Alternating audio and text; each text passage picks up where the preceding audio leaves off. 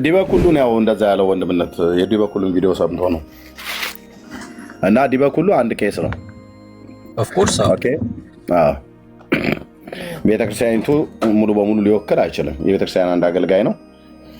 እሱ ራሱ አልቀበልም ብሎ በንዴት ነው የተናገረው። ሲኖዶሱ በፓትሪያርኩ ወይ ደግሞ በቅዱስ ሲኖዶስ ተወያይተውበት የሊቃውንት ጉባኤ በፓትሪያርኩ በኩል ያስተላለፉት በጠቅላይ ቤተ ክህነት በኩል የተላለፈ ምናምን ቢሆን ኖሮ በጽሁፍ የተጻፈ ወይ በቪዲዮ ከጠቅላይ ቤተ ክህነት በኢኦቲሲ በኢትዮጵያ ኦርቶዶክስ ቤተክርስቲያን የቴሌቪዥን ፕሮግራም የተላለፈ ቢሆን ኦኬ በቃ አዳምጪኝ። እኔ ኦርቶዶክስ ነኝ፣ ግን ለምሳሌ አዳምጪኝ። ለምሳሌ የኦርቶዶክስ እውቀት ያላችሁ ሰዎች አሉ አይደለ? እንደዚህ ምናምን ተብሎ ስለኛ እምነት ሲባል እነዛ ሰዎች ገብቶ ዲፌንድ ማድረግ የለባቸው እንትን ነው የምትይው? አያደርጉም። ለምን መሰለ?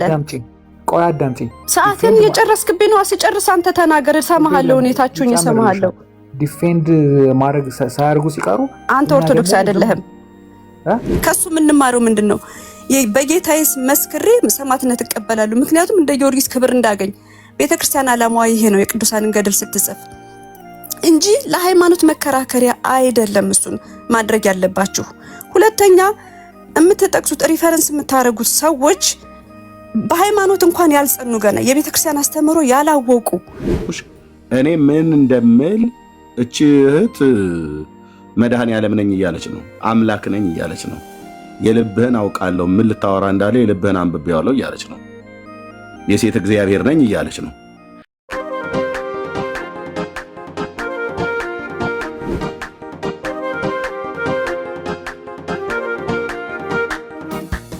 ናቸው። ቅድም ለምሳሌ ኤርሚስ ያሳየው የነበረው ልጅ ብሩክ ይባላል። ኦርቶዶክሳዊ ነው። ረጅም ዓመት ቆይቷል እዚህ ቲክቶክ ላይ ሲወያይ በጣም ጥሩ የሚወያይ ልጅ ነው። መጽሐፍ ቅዱስን በአግባቡ የሚያነብ ልጅ ነው።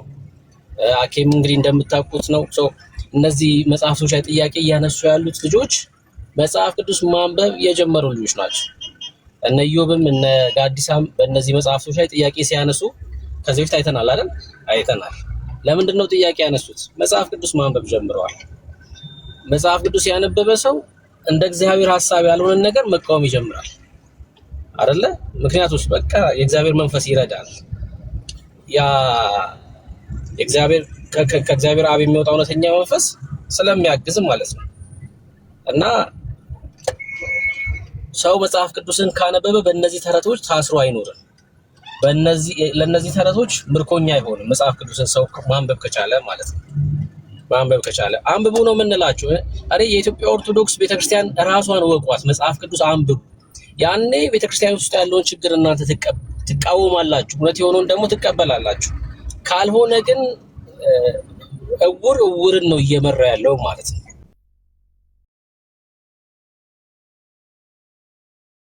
ሲል ከበት ጨፍራል። ለምን ያላነበበ ትውልድ እንደዛ ነው። በቃ እውቀት ከማጣት የተነሳ ትጠፋለህ ማለት ነው። ትጠፋለህ። ቁጥር የሚጽፈውን ሰው አስገቡት። ድምጼ ሩቅ ከሆነ መንገድ ላይ ስለሆንኩ ነው። እሺ፣ መንገድ ላይ ስለሆንኩ ነው። ሰላም ናችሁ? እንኳን ደህና መጣክ። እንኳን ደህና ቆያችሁ። እኔ አንድ ነገር ልበል። ከየት ቤተ እምነት ነው? ኦርቶዶክስ። አይ ማለት ሳይሆን ያው እንወያያለን እኮ። አንድ አስተያየት ልስጥና ልቀጥል በጨዋነት። አይ ተወያይተን አስተያየት ሰጠናል። አሁን የአስተያየት ሰዓት ስላልሆነ ነው። ለምሳሌ አንድ ነገር እንገርህና፣ ለምሳሌ ኦርቶዶክስ ስህተት ብዙ ስህተቶች ብታወጣ የጴንጤን ትክክለኛነት ሊያረጋግጥልህ አይችልም። ኦርቶዶክስ ስህተት ነው ማለት ጴንጤ ትክክል ነው ማለት አይደለም። ማለት እኔ የሃይማኖት እውቀት ሳይሆን በሎጂክ ነው ማውራ። ብዙ አይነት ሃይማኖቶች አሉ። የኦርቶዶክስ ስህተት በተነገራችሁ ቁጥር ጴንጤ ትክክል የሆነ የሚመስላችሁ ከሆነ ስህተት ነው። ኦርቶዶክስ በተሳሳተ የኦርቶዶክስን ስህተት በምታወጣበት ጊዜ የራስ ላይ ሃይማኖት ላይ ያሉትን ጉድፎችን ብታወጣ የአንተን ሃይማኖት ታስተካክለዋለህ። ገብቷል ሀሳቤ? ኦርቶዶክስ ስህተት ሆነችም አልሆነችም የምጠቅመው የምጎዳው ኦርቶዶክሳውያንን ነው።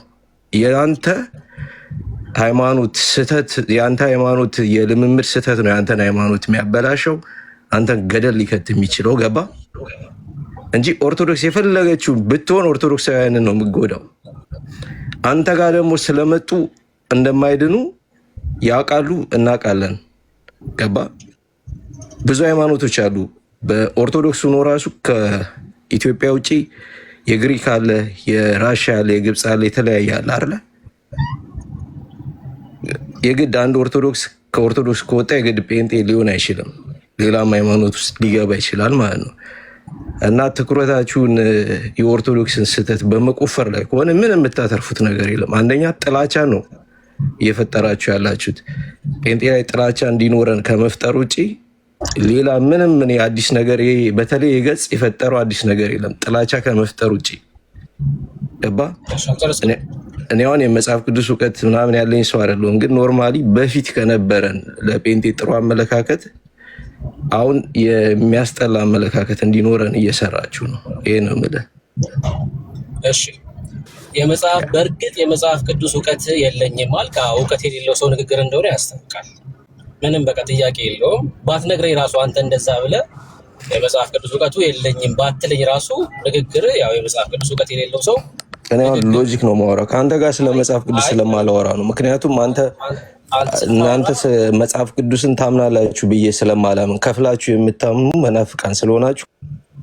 አሁን አየህ ትልቁ ችግር ምንድን ነው? የመወያየት አቅምም ጭምር ነው የሌለው። የእውቀት ችግር የመጽሐፍ ቅዱስ ያለማንበብ ችግር ሳይሆን ተግባቦት ችግርም ጭምር ነው ያለበት። አሁን አንተ እንዳታገባ ሚስት እንዳታገባ መጀመሪያ ከራስህ ጋር ተግባባ፣ ራስህን አዳምጥ። እሺ እንደዛ ነው የሚሻለው። ማዳመጥ መቻል አለበት። ተናግረሃል፣ ሰምተንሃል። ሰው ሲነገር ደግሞ የመስማት አቅም ደግሞ ያስፈልጋል። እንደዛ ነው እንደዛ ነው። አሁን ምንድነው መሰላችሁ ሃይማኖቶች ይሄ የዚህኛውን ሃይማኖት ችግር ብትነግረኝ ሌላም ቦታ አለ፣ ሌላ ሃይማኖት አለ። እኔ እኮ ስለ ሃይማኖት አይደለም ምናወራክ፣ ስለ ሃይማኖት አይደለም ምን ነግርክ፣ ስለ ብርሃን ነው እያወራ ያለ ነው። አንተ በሞት መንደር ነው ያለው፣ በጨለማ መንደር ነው ያለው። ና ወደ ህይወት ነው እያልን ያለ ነው። ና ወደ ኢየሱስ ነው እኛ የምንጠራ፣ ወደ ኢየሱስ ነው ወዳጄ አይደለ? ወደ ኢየሱስ ነው። ጴንጤነት ምናምንም ቢሆን አያድንም እናውቃለናል። መጽሐፍ ቅዱስ እኮ ማያውቅ ሰው ጴንጤነት ያድን ኦርቶዶክስነት ያድን አያውቅም እኮ። በቃ አንተ አታውቅም። ማያውቅ ሰው ጴንጤነት አያድንም ብሎ ሊናገር አይችልም። ሲጀምር ጴንጤነት ያድናል ብለንም አናውቅም። ምን እንደምንል እንኳን አታውቅም። የሚያድነው ኢየሱስ ክርስቶስ ነው። ጴንጤነት ያድናል ብለን አናውቅም በጭራሽ። አዳኙ ኢየሱስ ክርስቶስ ነው። በክርስቶስ ኢየሱስ ደግሞ አምነው የዳኑ ህብረት የሚያደርጉት ጴንጤ ጋር ብቻና ብቻ ነው። አለቀ። ምክንያቱስ ኮተት ስለማንቀበል ማለት ነው።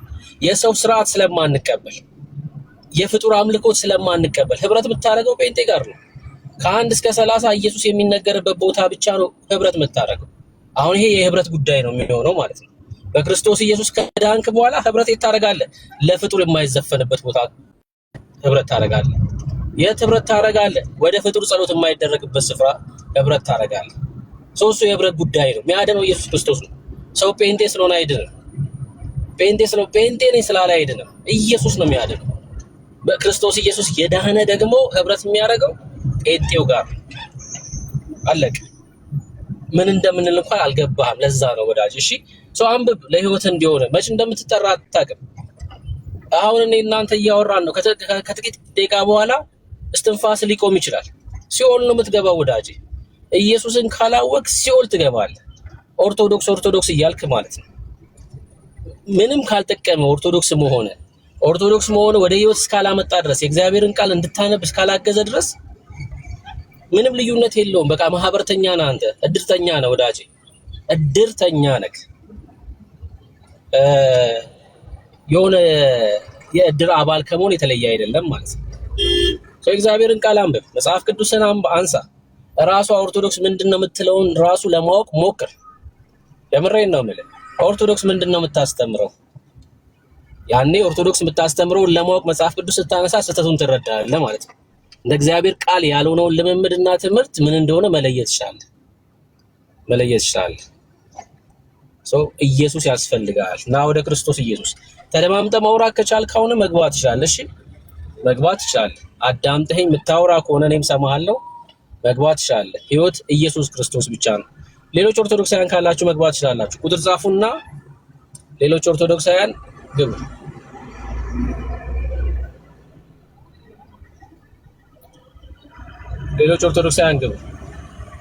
ቁጥር ጻፉልን።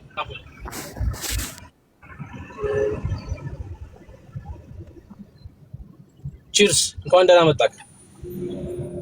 ሃይ ብሩክ፣ እንዴት ነው? ሰላም ነው? እግዚአብሔር ይመስገን አለን። ከየት ቤተ እምነት ነው? ኦርቶዶክስ። እግዚአብሔር ይመስገን ደህና ነኝ። እንኳን ደህና መጣህ። አለሁ። ገድላትን ትቀበላለህ? ምን ማለት ነው ገድላት? እውነተኛ የመዳን እኔ እንደዚህ አይነት ጭቀት የለብኝም። እኔ ርዕሱ ስለገረመኝ ከብሩክ ጋር አውሩ። እሺ ብሩኬ ይቀጥሉ። ሮያል ነው ልልህ ፈልጌ ነው ወንድምነት።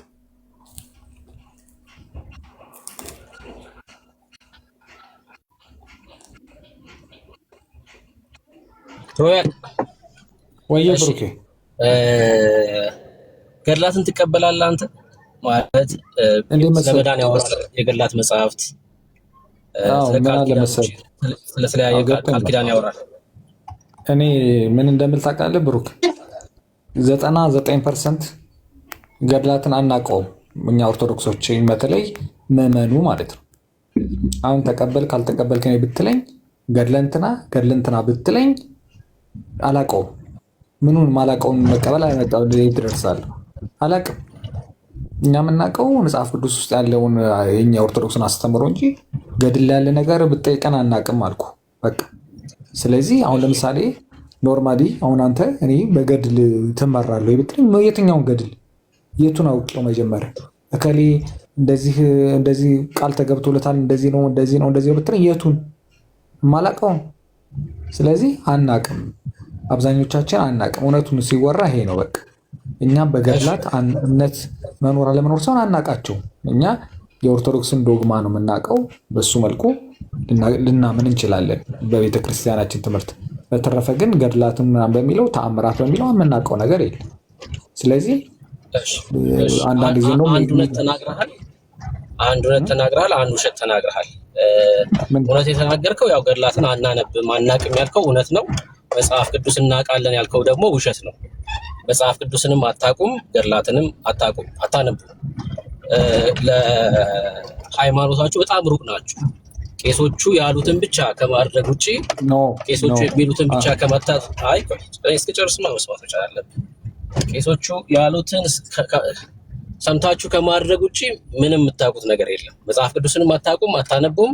ገድላትንም እንደዛው። ቤታችሁ ግን ያለው ገድል ነው፣ መጽሐፍ ቅዱስ የለም። ገድላችሁ ቤታችሁ ውስጥ በደንብ ከጠዋት እስከ ማታ መጽሐፍ ቅዱስ ነው። ግን የኛ የምዕመኖቹ ድክመት እስክጨርስ ድረስ ስማኝ እንጂ እስክጨርስ ድረስ ስማኝ።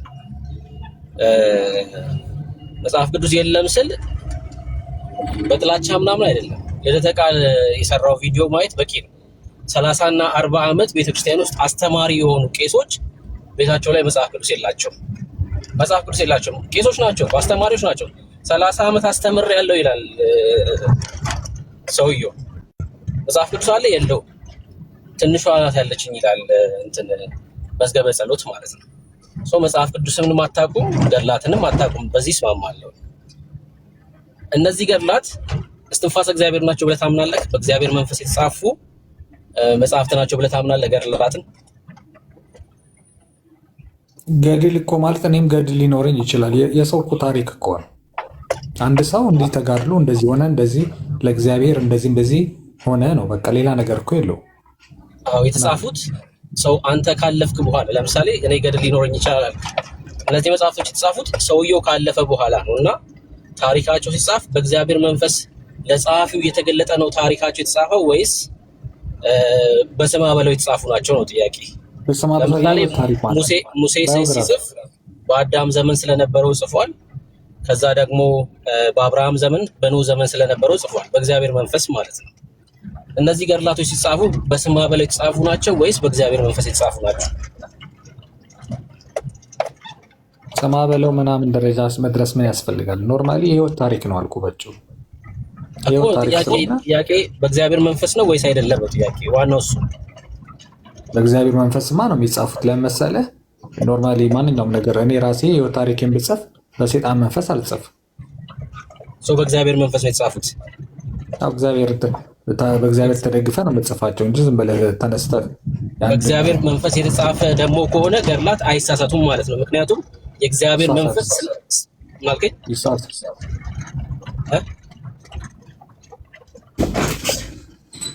አልሰማሁም። ምን አልከኝ?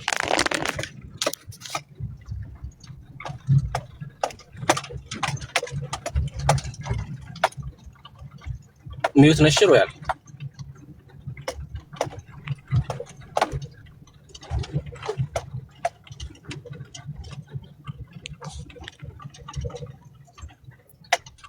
እሺ ሮያል እስኪመለስ ድረስ ሐሳብ እናንሳበት አይደል? እነዚህ ገድላቶች በዚህ ጉዳይ በነገራችን ርዕስ አድርገን በደንብ ማውራት መቻል አለብን። በደንብ ነው እነዚህ መጽሐፍቶች ልናስጥላቸው የሚገባው። በእግዚአብሔር መንፈስ የተጻፉ ከሆነ እነዚህ ገድላቶች መጽሐፍ ቅዱስ ናቸው ማለት ነው አይደል? እና ስህተት አልባ ናቸው። ይቅርታ ብሩኬ ይቅርታ። እሺ በእግዚአብሔር መንፈስ ነው የተጻፉት ብለኛል። አዎ ማለት እንትን ገድሉ ራሱ የእግዚአብሔር ያ ሰው ለእግዚአብሔር ያደረገው ተጋድሎ አይደለ እንዴ? መልካም። በእግዚአብሔር መንፈስ የተጻፉ ከሆኑ ስህተት አልባ ናቸው ማለት ነው። ምክንያቱም የእግዚአብሔር መንፈስ ስለማይሳሳት። የእግዚአብሔር መንፈስ አይሳሳትም፣ ግን ጸሐፊዎቹ ሰው ናቸው። እሱማ መጽሐፍ ቅዱስስ እኮ የጻፉት ሰዎች ናቸው።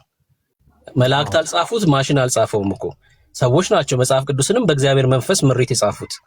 ልዩነት የለውም። ሰዎች መጻፋቸው ልዩነት አይፈጥርም። በእግዚአብሔር መንፈስ ከተጻፈ ጸሐፊዎቹ ሰዎችም ይሁኑ ምንም ስህተት ሊኖርበት አይችልም ማለት ነው። ገድላት ላይ ራስ አሳምሮ ለምንድን ነው የማይኖርበት? የእግዚአብሔር መንፈስ ስህተት ነገር ነው እየነገራቸው ያጻፋቸው ኖ። አሁን ኢቭን እኮ ሊቃውንቶቹ ራሱ ተናግረዋል። ስህተት ይኖረዋል፣ ይታረማሉ። እኔ ስለ ሊቃውንቶቹ ምናምን አይደለም አንተ የምጠይቅህ በእግዚአብሔር መንፈስ ከሆነ እንዴት ስህተት ሊኖርባቸው ቻለ? ለምሳሌ መጽሐፍ ቅዱስ በእግዚአብሔር መንፈስ ነው የተጻፈው?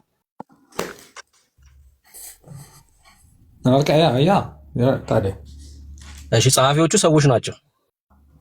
አዎ መጽሐፍ ቅዱስ ስህተት አለበት የለበት? መጽሐፍ ቅዱስ ማለት መጽሐፍ ቅዱስ እንዴት ስህተት አለበት ብለህ ትላለህ? በነገራችን ላይ በእግዚአብሔር መንፈስ ነው የተጻፉት ካልክ እኮ መጽሐፍ ቅዱስ ናቸው እያልክ ነው። ካልተረዳው እንደዛ እያልክ ነው ያለው። እኔ ግን ምን እንደምልህ ገድላትና ድርሳናት በእግዚአብሔር መንፈስ ናቸው የተጻፉት። ጸሐፊዎቹ ሰዎች ናቸው። ተመሳሳይ ነው ከመጽሐፍ ቅዱስ ጋር። ገድላትና ድርሳናት ላይ እንዴት ስህተት ሊገኝ ቻለ? በእግዚአብሔር መንፈስ ከተጻፉ ስህተት ሊገኝ የቻለው ምንድን ነው? አብዛኞቹ ታምራና ገድል የሚባሉት ኖርማሊ ገድል የሚጻፈው የአንድ ሰው ታሪኩን ነው። ስለዚህ ከዛ ሰው ደግሞ ስለሆነ ይሳሳታል። ስህተቶች ሊኖሩ ይችላሉ። ሰውየው አይደለም እኮ ሰውየው በህይወቱ ተሳስቷል አይደለም። መጽሐፍቶቹ ላይ ስህተት አለ የለም ነው። ሰውየውማ ዳዊት እኮ በህይወቱ እኮ ተሳስቷል ብዙ ጊዜ። ምንም ሰለሞን ተሳስቷል እኮ ብዙ ጊዜ። ስለ ሰውየው አይደለም እኔ ጥያቄ። መጽሐፉ ግን ስህተት አለበት የለበትም ነው። ለምን ጸሐፊዎቹ በእግዚአብሔር መንፈስ ከጻፉት መጽሐፉ ስህተት ሊኖርበት አይችልም ማለት ነው በጭራሽ። ወይም ደግሞ በእግዚአብሔር መንፈስ አይደለም የተጻፈው። የእግዚአብሔር መንገድ አንተ እኮ ነው አሻሚ መንገድ ላይ ቆምክ። በእግዚአብሔር መንገድ ተጽፏል። ስለዚህ በእግዚአብሔር መንፈስ ነው ያልከው። በእግዚአብሔር መንፈስ ከተጻፈ እሺ፣ ለጸሐፊዎቹ እግዚአብሔር ነው አይደል የገለጠላቸው ገድሉን እንዲጽፉ? እግዚአብሔር እየገለጠላቸው ነው የጻፉት። ይሄን አላውቅም። ይሄው ታሪክ እንደሆነ ነው የማውቀው እንጂ እግዚአብሔር እየገለጠላቸው አይደል። በእግዚአብሔር መንፈስ ካልክ እኮ እሱ እኮ ማለት እኮ ነው በእግዚአብሔር መገለጥ ውስጥ ነው የጻፉት ነው እያልክ እኮ ነው ያለው። ወይ ደግሞ ቃሉ ራሱ ማለት ነው ቃሉ ራሱ የሚሰራ ነው፣ ህይወት ያለው ቃል ነው እያልክ እኮ ነው ያለው። የእግዚአብሔር መንፈስ አለበት። ስማኝ፣ ህይወት ያለው ቃል የመጽሐፍ ቅዱስ ብቻ ነው። እኛ ገድል የህይወት ቃል ነው ብለን አናውቅም። ገድል በቃ መማሪያ ነው። እንደዛ ካልክ ደግሞ ፊክሽን ነው እያልክ ነው ያለው። የእግዚአብሔር መንፈስ የለበትም። በእግዚአብሔር መንፈስ ፍቅር እስከ መቃብር ነው። ፍቅር እስከ መቃብር አይደለም ግን አይለይም እኮ ፍቅር እስከ መቃብር የሚስተር ኤክስ የልቡ ሐሳብ ነው አይደለ? ይሄኛው መጽሐፍ የእግዚአብሔር መንፈስ ካልሆነ እንግዲህ መጽሐፍት እንዴት ነው የሚጻፉት? በሶስት መንገድ ነው። አንደኛው በእግዚአብሔር መንፈስ የተጻፉ መጽሐፍት ናቸው። እነዚህ 66ቱ መጽሐፍት ናቸው በእግዚአብሔር መንፈስ የተጻፉት። ስህተት አልባ የሆኑ የእግዚአብሔር ቃል የሆኑ ደግሞም የሚሰሩ ናቸው። ሁለተኛው ደግሞ የሰው የልብ ፍቃድ በሆኑ የተጻፉ መጽሐፍት ናቸው። ሶስተኛው በአጋንንት አነሳሽነት የተጻፉ መጽሐፍት ናቸው። መጽሐፍት ከነዚህ ከሶስቱ አይዘልም። በአጋንንት አነሳሽነት ይጻፋል እንደ መጽሐፍ? ኦፍ ኮርስ አዎ፣ የአጋንንት መጽሐፍቶች አሉ። በአጋንንት አነሳሽነት ማለት የአጋንንትን አሰራር የዚህ ዓለም ገዢ የሚያጽፋቸው መጽሐፍት ማለት ነው። ለምሳሌ የሰይጣን የራሱ መጽሐፍ አለው የራሱ መጽሐፍ ማለት። ሌላውን ትችት ትተን የቅርቡን እንኳን ለምን አናወራም? የግብረ ሰዶሞች መሰረተ ክርስቶስ ሄዳ የተካፈለ አትቀይርም ርዕስ ወዳጅ አትቀይርም። ቆይ እንጨርስና ከፈለግ ተካፍለው መጡ አይደለ? የመሰረተ ክርስቶስ መሪዎች አየህ፣ ለዚህ ነው ቤካ ሚውት የሚያደርግ ብሎክ የሚያደርግ ለዚህ ነው። እንጨርስና ታወራለህ። እኔ አልከለክልህም፣ የፈለግከውን ታወራለህ። ለምትናገረው ነገር ማስረጃ ትሰጠናለህ። ትክክል ያለው ነገር ከሆነ ያለው እንቃወማለን፣ ፊት ለፊት ማለት ነው። እኛ ችግር የለብንም፣ ግን የጀመርነውን ነገር እንጨርስ። ከዛ የፈለግከውን ታነሳለህ። ይኸውላችሁ የኢትዮጵያ ኦርቶዶክስ መጽሐፍቶች ገድላት፣ ድርሳናት አሪያት ለምን ትወጣለህ? መዋየት አቅሙ ካለ ስማኝ፣ እንጨርስ። ከዛ ደግሞ ታነሳ።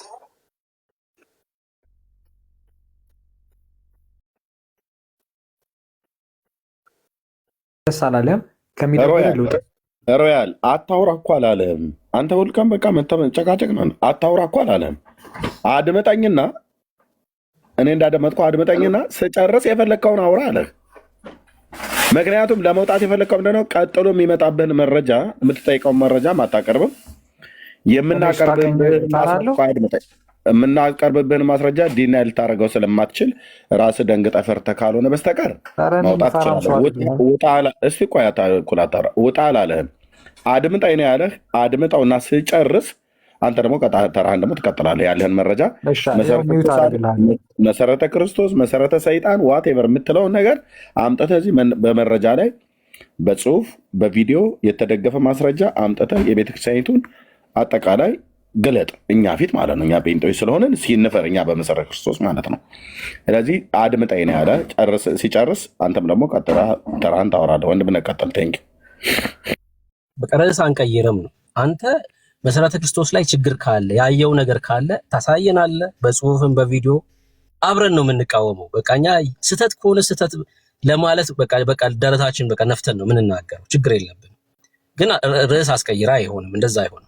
በአጋንንት መንፈስ ነው የተጻፉት ስል የክርስቶስን የማዳን መንገድ የሚቃወሙ ስለሆኑ ደሙን የሚያክፋፉ ስለሆኑ ተመልከቱ። በእውነት ነው የምላችሁ እግዚአብሔር የመዳኛ መንገድ አድርጎ ያዘጋጀው አንድ ልጁን ክርስቶስ ኢየሱስን ብቻ ነው። ገድላቱስ የሚያወሩት ምንድን ነው? ኢየሱስ እንኳን ተክዶ ይዳናል ብለው እንዴ! አትድንም እኮ ወዳጅ፣ አትድንም እኮ። ግን አጋንንት በሰው ልብ ላይ እንደዚህ አይነት ሐሳብ ያመጣል። ልትድን አትችልም በጭራሽ። ግን ኢየሱስ እንኳን ተክዶ በማርያምና በተክለ ሃይማኖት በኩል ወይ በአቦ በኩል የዘላለም ሕይወት ታገኛለህ የሚል መጽሐፍ ነው። መጽሐፍቶቹ እነዚህ መጽሐፍቶች ከአጋንንት ካልሆነ ከምንም ሊሆን አይችልም። ከምንም ሊሆን አይችልም። ደግሞ በአጋንንት መንፈስ ነው ስል ልትቆጣ አይገባም። አጋንንቱ ራሱ እያመለካችሁ እንዴ ያላችሁት ታቦት ቀርጻችሁለት ፈረጎ የሚባል አጋንንት ማለት ነው። ፈረጎ የሚባል አጋንንት በእውነት ነው የምላችሁ ራሱ አጋንንቱ ታቦት ተቀርጾለታል። እነዚህ መጽሐፍት በእግዚአብሔር መንፈስ ካልተጻፉ የእግዚአብሔርን ሐሳብ የሚቃወሙ መጽሐፍቶች ናቸው። በጣም ግልጽ እኮ ነው። በጣም ግልጽ ነው። በጣም ግልጽ ነው። መቃወም ያለባችሁ የራሳችሁን ቤተክርስቲያን ነው። እነዚህ መጽሐፍት መቃጠል አለባችሁ ብላችሁ መቃወም አስተምሯችን አይደለም ትላላችሁ መጣችሁ። ሮዳስ እኮ ዛሬ ቪዲዮ ፖስት አድርጌያለሁ። አንተ እዚህ መተህ አስተምሮ አይደለም ትላለህ። መሬት ላይ ያለው እውነት ግን ያ ነው። በቃ ሰው መሰረት ያደረገው ገድላትና ድርሳናት ላይ ነው። መሰረቱ እሱ ነው። መሬት ላይ ያለው እውነት እሱ ነው። እዚህ ቲክቶክ ላይ ያሉትን 5 እና 6 ልጆች አይደለም የምንመለከተው እኛ። እነሱም የተለወጡት የእግዚአብሔርን ቃል በማንሳታቸው ነው። መጽሐፍ ቅዱስ ማንበብ በመጀመራቸው ነው። እኔ አሁን የምጠይቅህ ገድላትና ድርሳናት በእግዚአብሔር መንፈስ የተጻፉ ናቸው ካልከኝ ገድላትና ድርሳናትን አለመቀበል ይቻላል ወይ? ሮያል መጀመሪያ ደረጃ መቀበል አለመቀበል እኮ የሚባሉ አይደሉም እኮ። ምክንያቱም እንትን ነው። አሁን ምን ይላሉ ራሱ ስታነበው የሚከብድህን ነገር ላፈው ይለዋል። ምን ላይ ነው የሚለው? እንደዚህ አይነት ነገር ተቀበልክ አልተቀበልክ ተብሎ ይባላል። ምን ላይ ነው እንደዛ የሚከብድን ነገር ላፈው ተብሎ የተጻፈው? ምን ላይ ነው ይሉሃል? እነዛ ሰምቼ ነው አባቶቹም ይላሉ። የሚከብድ ለምሳሌ አሁን ከባድ ነገር ሊሆን ይችላል አይደል እኮ። እነማን ናቸው ያሉት ነው እኮ ያልኩት። የቤተ ክርስቲያን አባቶች እኮ። ማን የሚባል አባት? ከበደ ተሰማ ልልህ አልችልም፣ ግን እንደዛ ሲሉ ሰማሁኝ እኮ። የትኛው አባት? አሁን እኮ ሚስተር ኤክስ አለ ማለት ቤተክርስቲያኒቷ እንደዛ ትላለች ማለት አይደለም እኮ። ሚስተር ኤክስ ቤተክርስቲያኒቷን ሊወክል አይችልም። ቤተክርስቲያኒቷ በይፋ አሁን ለምሳሌ የዮሐንስን ገድል እንደዚህ ተወግዟል ብላ እንደተናገረችው የሚከብዳችሁን ነገር አትቀበሉ ካለች በቃ የቤተክርስቲያኒቷ አቋም ነው። የፈለከውን እየተነሳ ይከብዶኛል አልቀበልም የማለት መብት ይኖርሃል። የሆነ ሰው እየተነስቶ እዚህ ቲክቶክ ላይ የሚነሳው ርዕስ ስላስጨነቀው ብቻ የከበዳችሁትን እለፉ ስላለ ቤተክርስቲያኒቷ ትላለች ማለት አይደለም። በጭራሽ አይደለም። እና አኬ እንደዚህ ያሉ ማለት ቤተክርስቲያኒቷ እንደዛ ታምናለች ማለት አይደለም። እና አኬ አይደሉ ዘማርያም ደግሞ ይመጣና አለመቀበል አችልም ይልሃል። ዲበኩሉን ያው እንደዛ ያለው ወንድምነት የዲበኩሉን ቪዲዮ ሰምቶ ነው። እና ዲበኩሉ አንድ ኬስ ነው። ኦፍ ኮርስ ኦኬ። ቤተክርስቲያኒቱ ሙሉ በሙሉ ሊወክል አይችልም። የቤተክርስቲያን አንድ አገልጋይ ነው። እሱ ራሱ አልቀበልም ብሎ በንዴት ነው የተናገረው። ዘማርያም ደግሞ አለመቀበል አትችልም ብሏል። ዲያቆኑና ቄሱ እንኳን የማይስማሙበት ማለት ነው።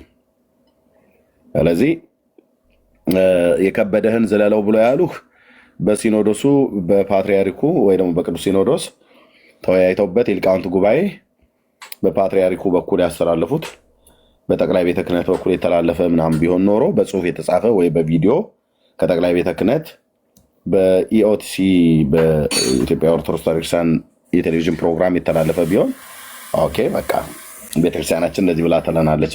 እንዳንተ የከበደ ሰው ነው ልትዘለው ትችላለህ ምናምን ነገር ብሎ ያለ ማምለጫ ማለት ነው። የለም ስንቱን ዘላችሁ ትጨርሱታላችሁ።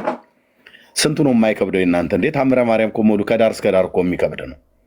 የሚከብደውም ቅድም ወንድምነት እንዳለህ በአምላክ በእግዚአብሔር መንፈስ ተመርተው የጻፉት ሰዎች ሳይሆኑ ይሄ እኔ ወይ አረቄ ጠጥቶ የጠገበ እና የሰከረ ወይ አቢሾ ያጨሰሰው የጻፈው መጽሐፍ ነው እንጂ የጌታን እናት እንደዚህ በዚህ ያልክ አበሻቅጦ መጽሐፍ ነውረኝነት ካልሆነ በስተቀር ሌላ ምንም ሊሆን አይችልም። ለእኔና ሁሌ እንደምናገረው ለእኛ እናቶችና እህቶች እንኳን ለምግባራቸውም ለባህሪያቸውም የማይመጠን ነገር እኮ ነው የተጻፈው። በጌታ እናት ስም በሌላ ሴት ስም ቢጻፍ ጥሩ ነበረ። በጌታ እናት ስም እንደዚህ ብሎ መጽሐፍ የነውር ጥግ ነው። እና አሁን ምንም ሊያስተባብሉ እስከማይችሉ ድረስ አደባባይ ላይ ሲገለጥባቸው ልትዘለው ትችላለህ ምናምን ነገር ብሎ አንድ ቄስ ስላለህ መታ አንተ ቤተክርስቲያኒቱ እንዳለችው ልትዘለው ትችላለህ ምናምን ብላ አትበል። ስንት ሊዘለል ስንቱ ነው የምትዘለው? ከመጽሐፍ ወደ መጽሐፍ እንኳን ልዝለል ብለህ ብትል የትኛውን መጽሐፍ ነው የማዘለው? ከገጽ ወደ ገጽ እኮ የምትዘለው ነው። ገጽ 41 ላይ ያለውን አንብቤልህ ገጽ 42 ላይ ያለውን አትመልሰውም፣ ዝለለው ነው የምትለኝ። ገጽ 43 ብገልጠው ዝለለው ነው ኤርሚያስ ብለህ ብትለኝ በዚህ ላይ ሆድ ዕቃ ሁሉ እንትን ሊል ይችላል ስትዘል ማለት ነው። ምክንያቱም በእያንዳንዱ ገጽ ላይ የተጻፈ ነውር እንዳነበበ ሰው እርቃኑን አውጥቼ ለዓለም አሳይቻለሁ። አሁን ማዘለል ብጀምር ከታምረ ማርያም ከመቅደም 1 እስከ 110ኛው ታምር ድረስ በሙሉ ነው ማዘለል። በሙሉ ዘለለው ኤርሚያስ ይሄንን እያልከኝ ማለት እኔ አልዘልም፣ አንተው ራስህ ትዘለዋለህ ማለት ነው። ወደዚህ ላይ አናውቀውም እኮ አልኩ። ፊኒሽድ ካላወቅኩት መዝለል ምርኩዝ ዝላይ እንትን ዝላይ ምን አመጣው? በቃ እኛ መጽሐፍ ቅዱስ ነው የምናነበው፣ መጽሐፍ ቅዱሳችንን ነው የምንከተሉ። በቃ ውሸት ነው መጽሐፍ ቅዱስ አታነቡ። ወንድምነት እኮ አለ ኤርሚያስ አንድ ነገር ልንገርህ እስኪ። ሮያል ያንተ እኮ ራሱን መጽሐፍ ቅዱስ እኮ ማንበብ የጀመርከው እኮ በቅርብ ጊዜ መጽሐፍ ቅዱስን የምናነበው ትለኛለህ። በመድኃኔዓለም መጽሐፍ ቅዱስ አንብብ ወንድምነት ብዬ ለምኜህ መጽሐፍ ቅዱስ እናነባለን ብለህ ትለኛለህ። ሰማኝ እንዴ? አንድ ነገር ከጀመርክ ነው። ከዛ በኋላ ራስን ማሻሻል እኮ ምንድን ነው ችግሩ? አይ እኔ ማንበብ ጀምር ያለው ነው ማለት ያለብህ እንጂ አሁን እንዳንተ መጽሐፍ ቅዱስ የማያነብ ስንት ትውልድ እኮ ነው ያለው። ስንት ትውልድ። አንተ እኮ አሁን በቅርብ ነው እግዚአብሔር ረድቶ እኔ ዛን ቀንም ምክሬን ስለተቀበልክ እግዚአብሔር አምላክ ይባርክ። ኦኬ ማንበብን ቀጥል። ስታነብ ታውቃለህ የአምላክን እግዚአብሔርን ቃል ማለት ነው። ግን እኛ ኦርቶዶክሳውያን ገድላት ድርሳናትን አናነብም መጽሐፍ ቅዱስን የምናነበው ብለህ ስትል ሳቄ ሌላ ሳቅ ነው የምትፈጥርብኝ ማለት ነው። ለምን መጽሐፍ ቅዱስን አታነቡም? ገድላት ድርሳናትንም አናነብም ነው ከሆነ ኦኬ እሺ፣ ራሱን የወጣ አይዶ ነው እንዳስወጣ አይዶ ነው። ስለዚህ ወንድምነት ጨርስና እንግዶችም ከታች ያለውን አይደለም የአፄ ምኒልክን ፎቶ ያደረጉትን ሰው ተቀበላቸው ወንድምነት።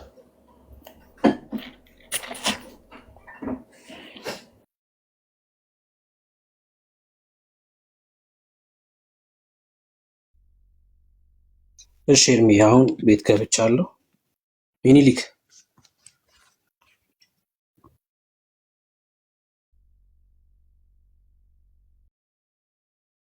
ይሰማል? ሚኒሊክ ሚዩት ነህ? እሺ ታች ወርደሃል ማለት ነው። ሌላ ኦርቶዶክሳዊ መግባት ይችላል። ሌላ ኦርቶዶክሳዊ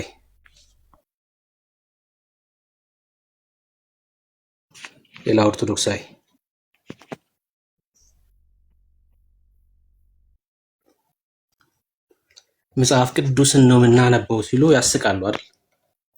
መጽሐፍ ቅዱስን ነው የምናነበው።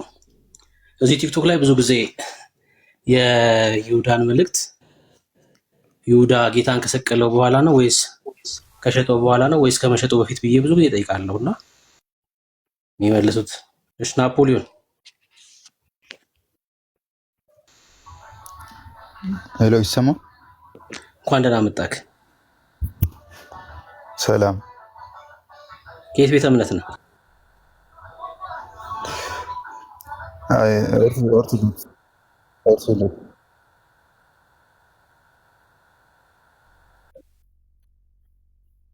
እሺ ድምፁን አስተካክል። አጠገብ ያለውን ድምፅ አጥፋ።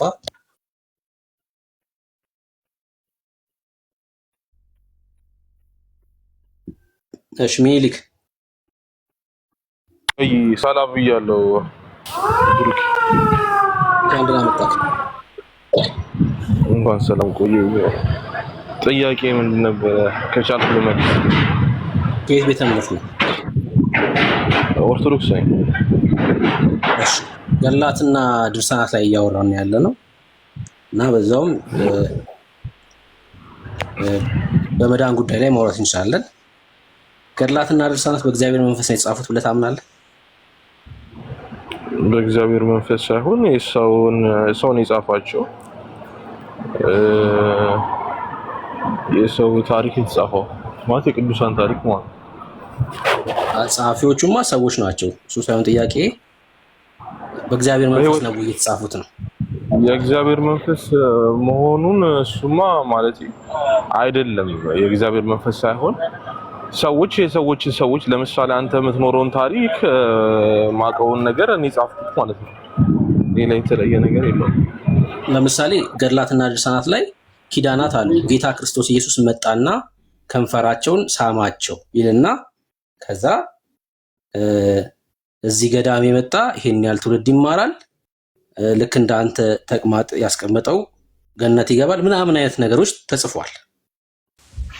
ጌታ መጥቶ እንደዚህ አይነት ነገር ሲናገር ማን አይቶ ነው የጻፈው? ሰምተው ነው ወይስ በእግዚአብሔር መንፈስ ነው እነዚህን ነገሮች የጻፉት? ቃል የተገባላቸው ሰዎች ቅዱሳን አሉ። ግዴታ የዛ ቅዱሳን ቃል ማለት ከፈጣሪ ጋር እንትን ሲል ራይ ማለት ነው ወይ ሲያድርበት ምናምን ሌላ ሶስተኛ አካል ማስረጃ እዛ ጋር መስማትም ወይ ማየት አለበት ብዬ አላምንም። ያው እምነት ነው። እዚህ ገዳም ከሄዳችሁ ለምሳሌ ጸሐፊው ያ ጻድቅ የተባለው ሰውዬ ካለፈ በኋላ ነው የሚጽፈው እና ይህን ታሪክ ሲጽፈው የእግዚአብሔር መንፈስ ነው ያን ኪዳን ገልጦለት የሚጽፈው ወይስ ጌታና ያ ሰውዬ ቃል ሲገባቡ የተመለከተ ሰው የተመለከተ ሰው ሳይሆን ምናልባት ሪሌሽን ሊኖረው ይችላል። ከቅርብ ካለ ሰው ነው ማለት ዝም ብሎ አይጻፍም። ገብቷል? ለምሳሌ አንድ ሰውዬ በዛ የሆነ ገዳም ሲኖር ሲያከናውን የነበረውን ነገር እዛ ጋር በቅርበት የነበሩት ሰዎች ምን አይነት ነገር እንደተመለከተ ለምሳሌ በራእይ ታይቶት ነገር እንደዚህ አይነት ነገር ከሆነ ገዳም ውስጥ ካሉት አባቶች ጋር ሊያወራ ይችላል እኮ ያለፈው ቅዱሳን ማለት ነው። ገብቷል? እና ከዛ ነገር ተነስቶ ነው እንጂ አንድ ሰው ተነስቶ የዛን ሰው ባክግራውንድ ለማሳመር ምናምን ተብሎ የሚጻፍ ነገር አለ ብዬ አላምንም እኮ። አሁንም መልስ ግልጽ አይደለም እያልከኝ ያለኸው እዛ ገዳም ካሉ ሰዎች ሰምቶ ነው የጻፈው እያልከኝ ነው ወይስ በራእይ አሁን ብሩኬ ለምሳሌ እኔ እናንተ ሪሌሽን ካለን ገብቷል። ለምሳሌ ማታ እንደዚህ አይነት ነገር በራይት አይቶኛል ብለህ ልታወራኝ ትችላለህ። ከዛ ልክ አንተ ህልፈተ በኋላ ስላንተ ታሪክ ሲጻፍ እዛ ቦታ ላይ መተው ኢቭን ጓደኞች ሊሆን ይችላል ወይ የሆነ ነገር በመንፈሳዊ እምነት የምትላቸው ነገሮች እና ያ ተጠይቀው ምናምን ነገር የሆነ ነገር አለው ብቻ የሆነ ራሱን የቻለ መስፈርት አለው እንጂ ከመሬት ተነስቶ ምናምን አይመስለኝም። እንደዛ አለ። በቃ የሆነ ነገር አድርገው ይጽፋሉ ነው። አዎ ስልክ አሁን እንዴት ነው ገብቶኛል እኮ በቃ የሆነ ነገር ያደርጉና የሆነ ነገር አድርገው ነው የሚጽፉት። ግን ዞሮ እያለ ያለው ምናምን ሳይሆን አንተ የቅርብ ወዳጅህን እንደዚህ አይነት ሰው ነበረ እኮ እንደዚህ አይነት ነገር አብረን አድርገናል፣ ያጋጠመው ነገር እንደዚህ ችግር ነበር፣ እንዲህ አይነት ነገርም አድርጓል ተብለው ማለት አጠገቡ የነበሩት የመንፈሳዊ አባቶች ስለዛ ሰው ምስክርነት ይሰጣሉ። ከዛ ነገር ሶርስ ነው ከሰከንደሪ ሶርስ ነው የተጻፈው መጽሐፉ እያልከኝ ነው። ሰከንደሪ የሰማው ሰውዬ ከዛም አሁን አንደኛውን ክፍል ነው የነገርኩህ። ሰውየውም ራሱን ጽፎ አስቀምጦም ሊሆን ይችላል። አይዶ ነው ስለ በህይወቱ የገጠመውን ነገር ምናልባት የጻፈም ሊያስቀምጥ ይችላል። በተለያየ መንገድ ብቻ ይጻፋል እንጂ በእግዚአብሔር መንፈስ አይደለም። በእግዚአብሔር መንፈስ አለብይ ምክንያቱም እንትን ናቸው ቀኑና ናቸው። አንዳንዴ ሊሻሩ ይችላሉ ምናምን ከመሆን ሻውል ተይቀቅ ገድላትን ትቀበላለህ? አሁን ይሄን ከመለስከልኝ በኋላ ልጠይቅህ፣ ገድላትን ትቀበላለህ? አሁን የምቀበለው አለ፣ የሚከብደኝ ካለ ደግሞ ማለት ትንሽ ለመቀበል የሚያስቸግረኝ ካለ ዘለው አንዴ ብሩክ ቆይ ስራ ላይ ሆኜ ነው ይቅርታ። እሺ ችግር የለውም። አሁን ተመልከቱ፣ በእግዚአብሔር መንፈስ ነው የተጻፉት ብሎ አያምንም ወንድማችን። ወይ በጻድቅ የተባለው ሰውዬ የጻፈው ነገር ወይ ደግሞ ለሚስተር ኤክስ ነግሮት ያ የሰማው ሰውዬ ደግሞ ለጸሐፊው ነግሮት ነው የተጻፈው። በዚህ አይነት መልኩ ነው ሊጻፍ የሚችለው አለ። ሙድ እያያዘባችሁ እስከሆነ አሁን ተክለ ሃይማኖት የሚባለው ሰውዬ ሙድ እያያዘባችሁ እስከሆነ አስባችሁታል ምን አይነት ነገር እንደሆነ ማለት ተመልከቱ። የእግዚአብሔር መጽሐፍ ቅዱስን እኮ ህይወት ነው ብለን የተቀበልነው በእግዚአብሔር መንፈስ ስለተጻፈ ነው። ካልሆነስ ሙድ እያያዙባችሁ እስከሆነ እነዛ ሰዎች አሁን ገድላቱ ሲጻፍ ጸሐፊው ራሱ አይምሮ ውስጥ የተፈጠረ ነገር ጽፎላችሁስ ቢሆን የቃዥው ለሊት ያየውን ነገር አስባችሁታል? ለሊት ሲቃዥ የነበረውን ነገር ጽፎላችሁስ ቢሆን ሙድ እያያዙባችሁ እኮ ነው። ነገር ካለ እሺ የሚከብደኝን አልቀበልም ከዛ ውጭ ግን እቀበላለሁ ብላል። የኔ ጥያቄ በእግዚአብሔር መንፈስ እንዳልተጻፉ የምታምን ከሆነ እነዚህ ገድላቶች የሰው የአይምሮ ውጤቶች ላለመሆናቸው በምን እርግጠኛ ትሆናለህ?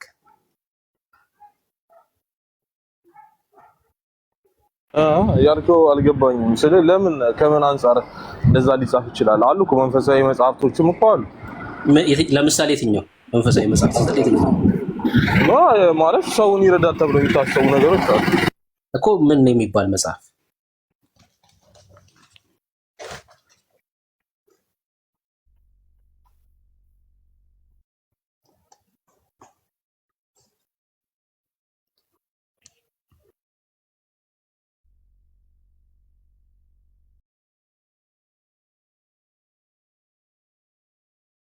እኛ ክርስቲያኖች እሺ ተመልሳል። እሺ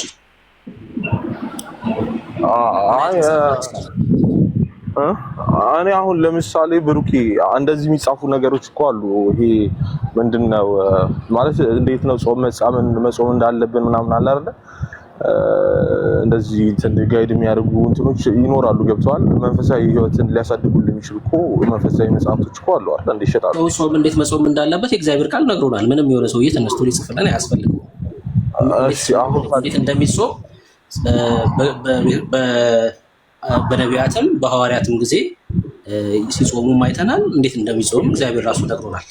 የሆነ ሰውዬ ተነስቶ እንደዚህ ጾም ብሎ ሊያዘኝ አይችልም። በቃ ማብራሪያ አይሰጥበትም እንዴ? እንዴት ማስኬድ እንዳለብን ጾም ላይ ምናምን ብቻ።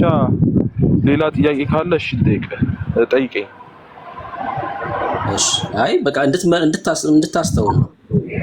ገድላትና ድርሳናት በእግዚአብሔር መንፈስ እንዳልተጻፉ የምታምን ከሆነ እነዚህ ገድላትና ድርሳናት ከዴርቶ ጋዳ በምን ይለያሉ ብለህ ልታምን ትችላለህ። ምክንያቱም ዴርቶ ጋዳ የሆነ ሰውዬ አይምሮ ውጤት ነው። ለምሳሌ ዴርቶ ጋዳ አይደለ? ልክ እንደዛው እነዚህ መጽሐፍትም በእግዚአብሔር መንፈስ ካልተጻፉ የሆኑ ሰዎች አእምሮ ውጤት ነው ማለት ነው። ለምን ከምን አንፃር ያንን ሊያደርጉ ይችላሉ ብለህ ታስባለህ? ማለት ምን ጥቅም ገብተዋል? አሁን ይሄን ሆን ብሎ ለመበረዝ ነው ገደል ለመክተት ነው ብለው ነው የምታስበው? በጣም ብዙ ጥቅም፣ ምክንያቱም ስለሚነግዱ ማለት ነው። በምን እርግጠኛ ነህ? አሁን ደግሞ አንተን ልመንህና እስቲ በምን እርግጠኛ ነህ የሰው አእምሮ ውጤት መሆኑ? ይኸው ስማ፣ በደንብ እኮ በማስረጃ ነገርኩህ። የሰው አእምሮ ውጤት ነው ያልኩህ ለምንድን ነው? በእግዚአብሔር መንፈስ ካልተጻፈ ቅድም አንስቻለሁ። መጽሐፍቶች 3 አይነት ናቸው። አንደኛው በእግዚአብሔር መንፈስ የተጻፉ 66ቱ መጽሐፍት ናቸው። ሁለተኛው ደግሞ የሰው የአእምሮ ውጤት የሆኑ መጽሐፍቶች አሉ፣ ልብ ወለድ ምናምን የመሳሰሉ። ሶስተኛው ደግሞ በእግዚአብሔር ሐሳብ ላይ የተነሱ የአመጽ መጽሐፍቶች አሉ። የዚህ ዓለም ገዢ አነሳስተዋቸው የሚጻፉ መጽሐፍቶች አሉ። በእግዚአብሔር መንፈስ ካልተጻፉ ከነዚህ ከሁለቱ አንዱ ነው ሊሆን የሚችለው ማለት ነው። ቆይ ብሩኬ፣ አንተ በህይወት ስትኖር የተጻፈልህ የህይወት ታሪክ ምን አሁን ለምሳሌ አለ እንደዚህ አንተን እንትን ማለት ባክግራውንድ እንደዚህ ጥሩ አድርጎ ለመሳል የሚሞከርም ነገር አለ። ግን እውነት አሁን የሚታወቅ ያሳለፍከውን ነገር የህይወት ታሪክ ቢጻፍ ችግር አለ ወይ? በእግዚአብሔር መንፈስ ተነሳስቶ ግድ መጻፍ አለበት? እንደዛ ነው እያልከኝ አለ? ለምሳሌ ሚኒሊክ የሚል ስም አድርገሃል፣ ከዛ የሚኒሊክ ፎቶ አድርገሃል። ሚኒሊክን ትወዳቸዋለህ እንዴ? በጣም እንዴ! ሁሉም የኢትዮጵያ ህዝብ ነው እንጂ የሚወዳቸው ባለውለታችን ናቸው። ለምሳሌ የሚኒሊክ የህይወት ታሪክ ቢጻፍ እኔ ብሩክ አልቃወምም። ምን አገባኝ? አይመለከተኝም፣ አልቃወምም። የምቃወመው የሚኒሊክ የህይወት ታሪክ መጻፉን ሳይሆን በሚኒሊክ በኩል መዳን አለ ሲባል ነው የምቃወመው። አየህ፣ ትልቁ ችግር ታሪካቸው መጻፉ አይደለም። ተክለ ሃይማኖት የሚባል ሰውዬ እዚህ ምድር ላይ ኖሯል፣ ክርስቲያን ነበረ፣ እንደዚህ አይነት ሀገር ሄዶ ወንጌል ሰበከ ምናምን የሚባል ነገር ተጽፎ ቢሆን አንቃወምም። እኛ ሰበከ ተብሎ ቢጻፍ እንዴ ሰብኳል እንዴ ወይስ አልሰበከም ብለን አናጣራም። በቃ የኛ ችግር በተክለ ሃይማኖት በኩል የዘላለም ሕይወት ይገኛል ተብሎ ተጽፏል። አይ አመጽ ነው። ይሄ ደግሞ አመጽ ነው የሚሆነው። የህይወት ታሪክ ስለሆነ እኮ አንቃወም፣ በጭራሽ አንቃወም። ስለ ጳውሎስ ለምሳሌ ሐዋርያው ጳውሎስ ማለት ነው የህይወት ታሪክ ሊጻፍ ይችላል። በዛ ዘመን የነበሩት ጳውሎስን በአካል የሚያውቁ ሰዎች ስለተጋድሎ ሊጽፉ ይችላሉ። የምንቃወመው ግን ጳውሎስ ራሱ እነዛን ሁሉ መልእክታት የጻፈው በእርሱ በኩል የዘላለም ሕይወት ይገኛል ብሎ ቢጽፉ እንቃወማቸዋለን። በጳውሎስ በኩል የዘላለም ሕይወት ስለማይገኝ ጳውሎስ ራሱ ከኔ አይደለም ማለት በእርሱ በኩል ወደ አብ እንድንገባ ምን በአንድ መንፈስ ድፍረት አለን፣ ወደ አብ መግባት አለን ብሎ ጻፈ በጌታ በክርስቶስ ኢየሱስ። እኛ ችግራችን የህይወት ታሪክ መጻፉ አይደለም፣ በእነዚህ መጽሐፍቶች ላይ ስለ ዘላለም ሕይወት ማውራቱ ነው ችግራችን። በቃ የምንቃወመው እሱን ነው። አየህ፣ ይሄ ነው የአጋንንት ሐሳብ የሚያደርገው። ብሩኬ፣ አሁን እኔ ማምነው እንደሆነ ታውቃለህ፣ በቃ በረከታቸው ይደርብን ምናምን ነገር ሲባል ለእነሱ አምላክ የረዳቸውን እኛም እንትን ይበልልን አይነት ነገር ነው። እና እኔ በሆነ መልኩ እንደዚህ አሁን ገድላት ምናምን ማለት ለአንተ ለመጪው እንትን ይጠቅማል ተብሎ ታስቦ ነው የሚዘጋጀው። እና በዚህ መልኩ ገድላት ላይ ወይ ጥያቄ የምታነሳ ከሆነ እስቲ ልስማ። ማለት ጥያቄ ካለ ገድላት ላይ የተጻፈ ነገር ካለ አንድ ጥያቄ ላንሳ፣ እንደዛ ከሆነ ከፈቀድክልኝ። ችግር የለውም። ዝም ብዬ አጠገቤ ከማየው መጽሐፍ እሺ።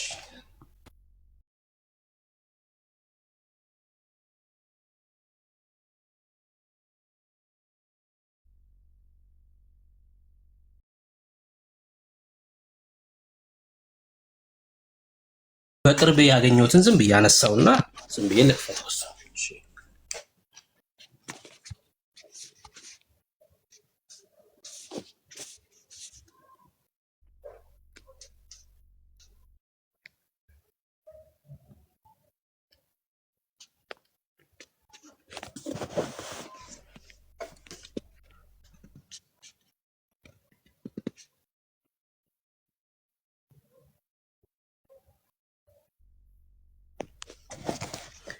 እሺ፣ አሁን ይሄ ድርሳነ ሚካኤል በኢትዮጵያ ኦርቶዶክስ ተዋሕዶ ቤተክርስቲያን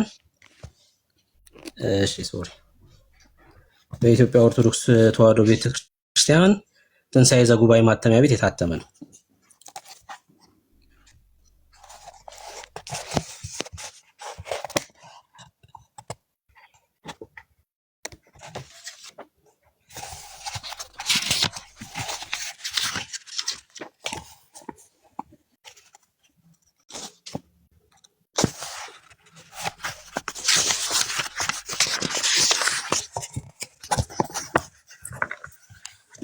አሻውኔ ገጽ 55 ነው። ድርሳነ ሚካኤል ገጽ 55 የህዳር ማለት ነው።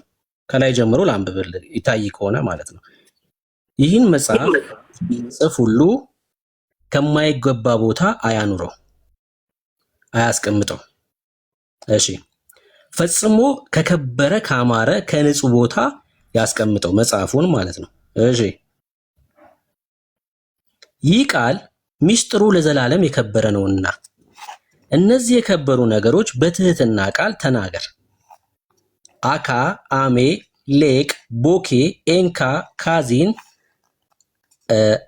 አርያኪን፣ ኤርናኬ፣ ኬምካዮ፣ ፔጉ፣ ጌሎ፣ አስጌ፣ ኤቅ፣ አስሎ፣ አስከማ፣ አሳሱማ፣ አከሱማ ትንሽ ነው የቀረው፣ ኤቅ፣ ሬው፣ ያብስቲክ፣ ፒስኪር፣ ካርጎ የኢትዮጵያ አየር መንገድ፣ አቢት፣ ከቢስ፣ ፌ።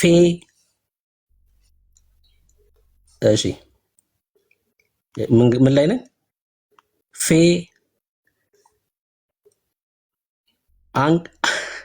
አንላክ አረ የጌታ ስሙ ሶሪ። እሺ ምን እንደሚል መጨረሻ ላይ ሳነበው ትደነግጣላችሁ። እነዚህ ሁሉ አትሳቁ። ኢዊስ፣ አብሶላ፣ አንሶላ ሊል ምንም አልቀረውም።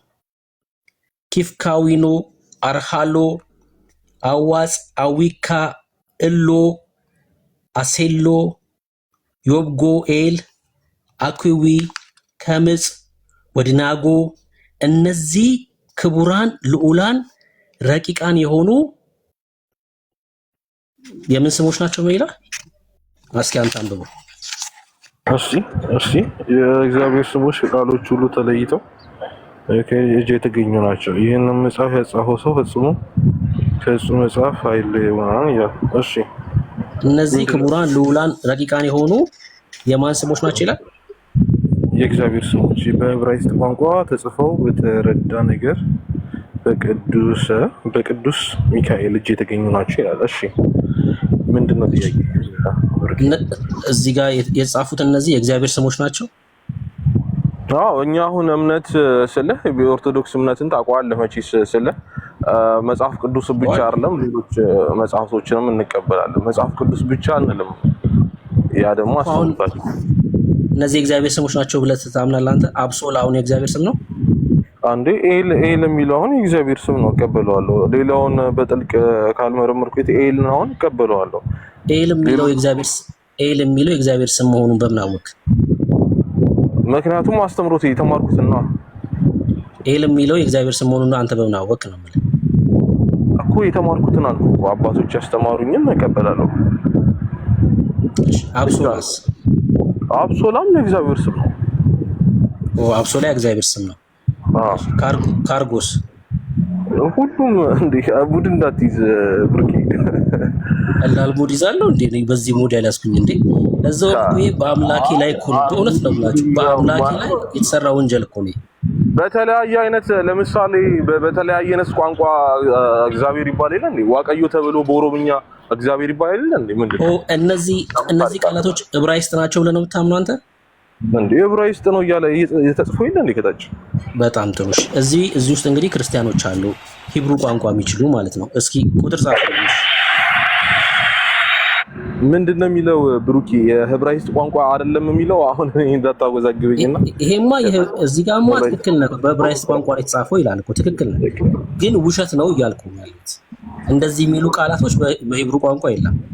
ጻፉልኝ፣ ቁጥር ጻፉልኝ። አንድ ቁጥር መግባት የሚችል ሰው በሂብሩ የሚችል ክርስቲያኖች ስላሉ ችግር የለው። እዚህ ላይማ ይላል እኮ ለምሳሌ ማለት ነው ክርስቲያኖስ ክርስቲያኖስ ክርስቲያኖስ ክርስቲያኖስ ሰረኖስ ሰረኖስ ሰረኖስ ሰሰሰሰሰሰሰሰሰሰ ሰማሪያ። አሁን ይሄ የጌታ ስም ነው ተብሎ ተጽፏል። ትቀበላለህ? እስቲ አሳየኝ። ይሄዱ ጋር ነው አሳየኝ። እሺ አንዴ ብሩኬ ገብቷል። እሺ ይሄው ብሮ ይመስል ሰው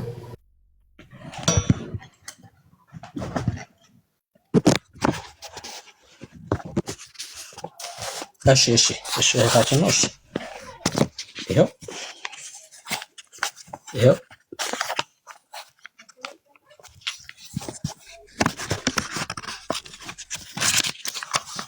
አሳየኝ ካልከኝማ እኔ ደስ እያለኝ ነው ማሳየኝ።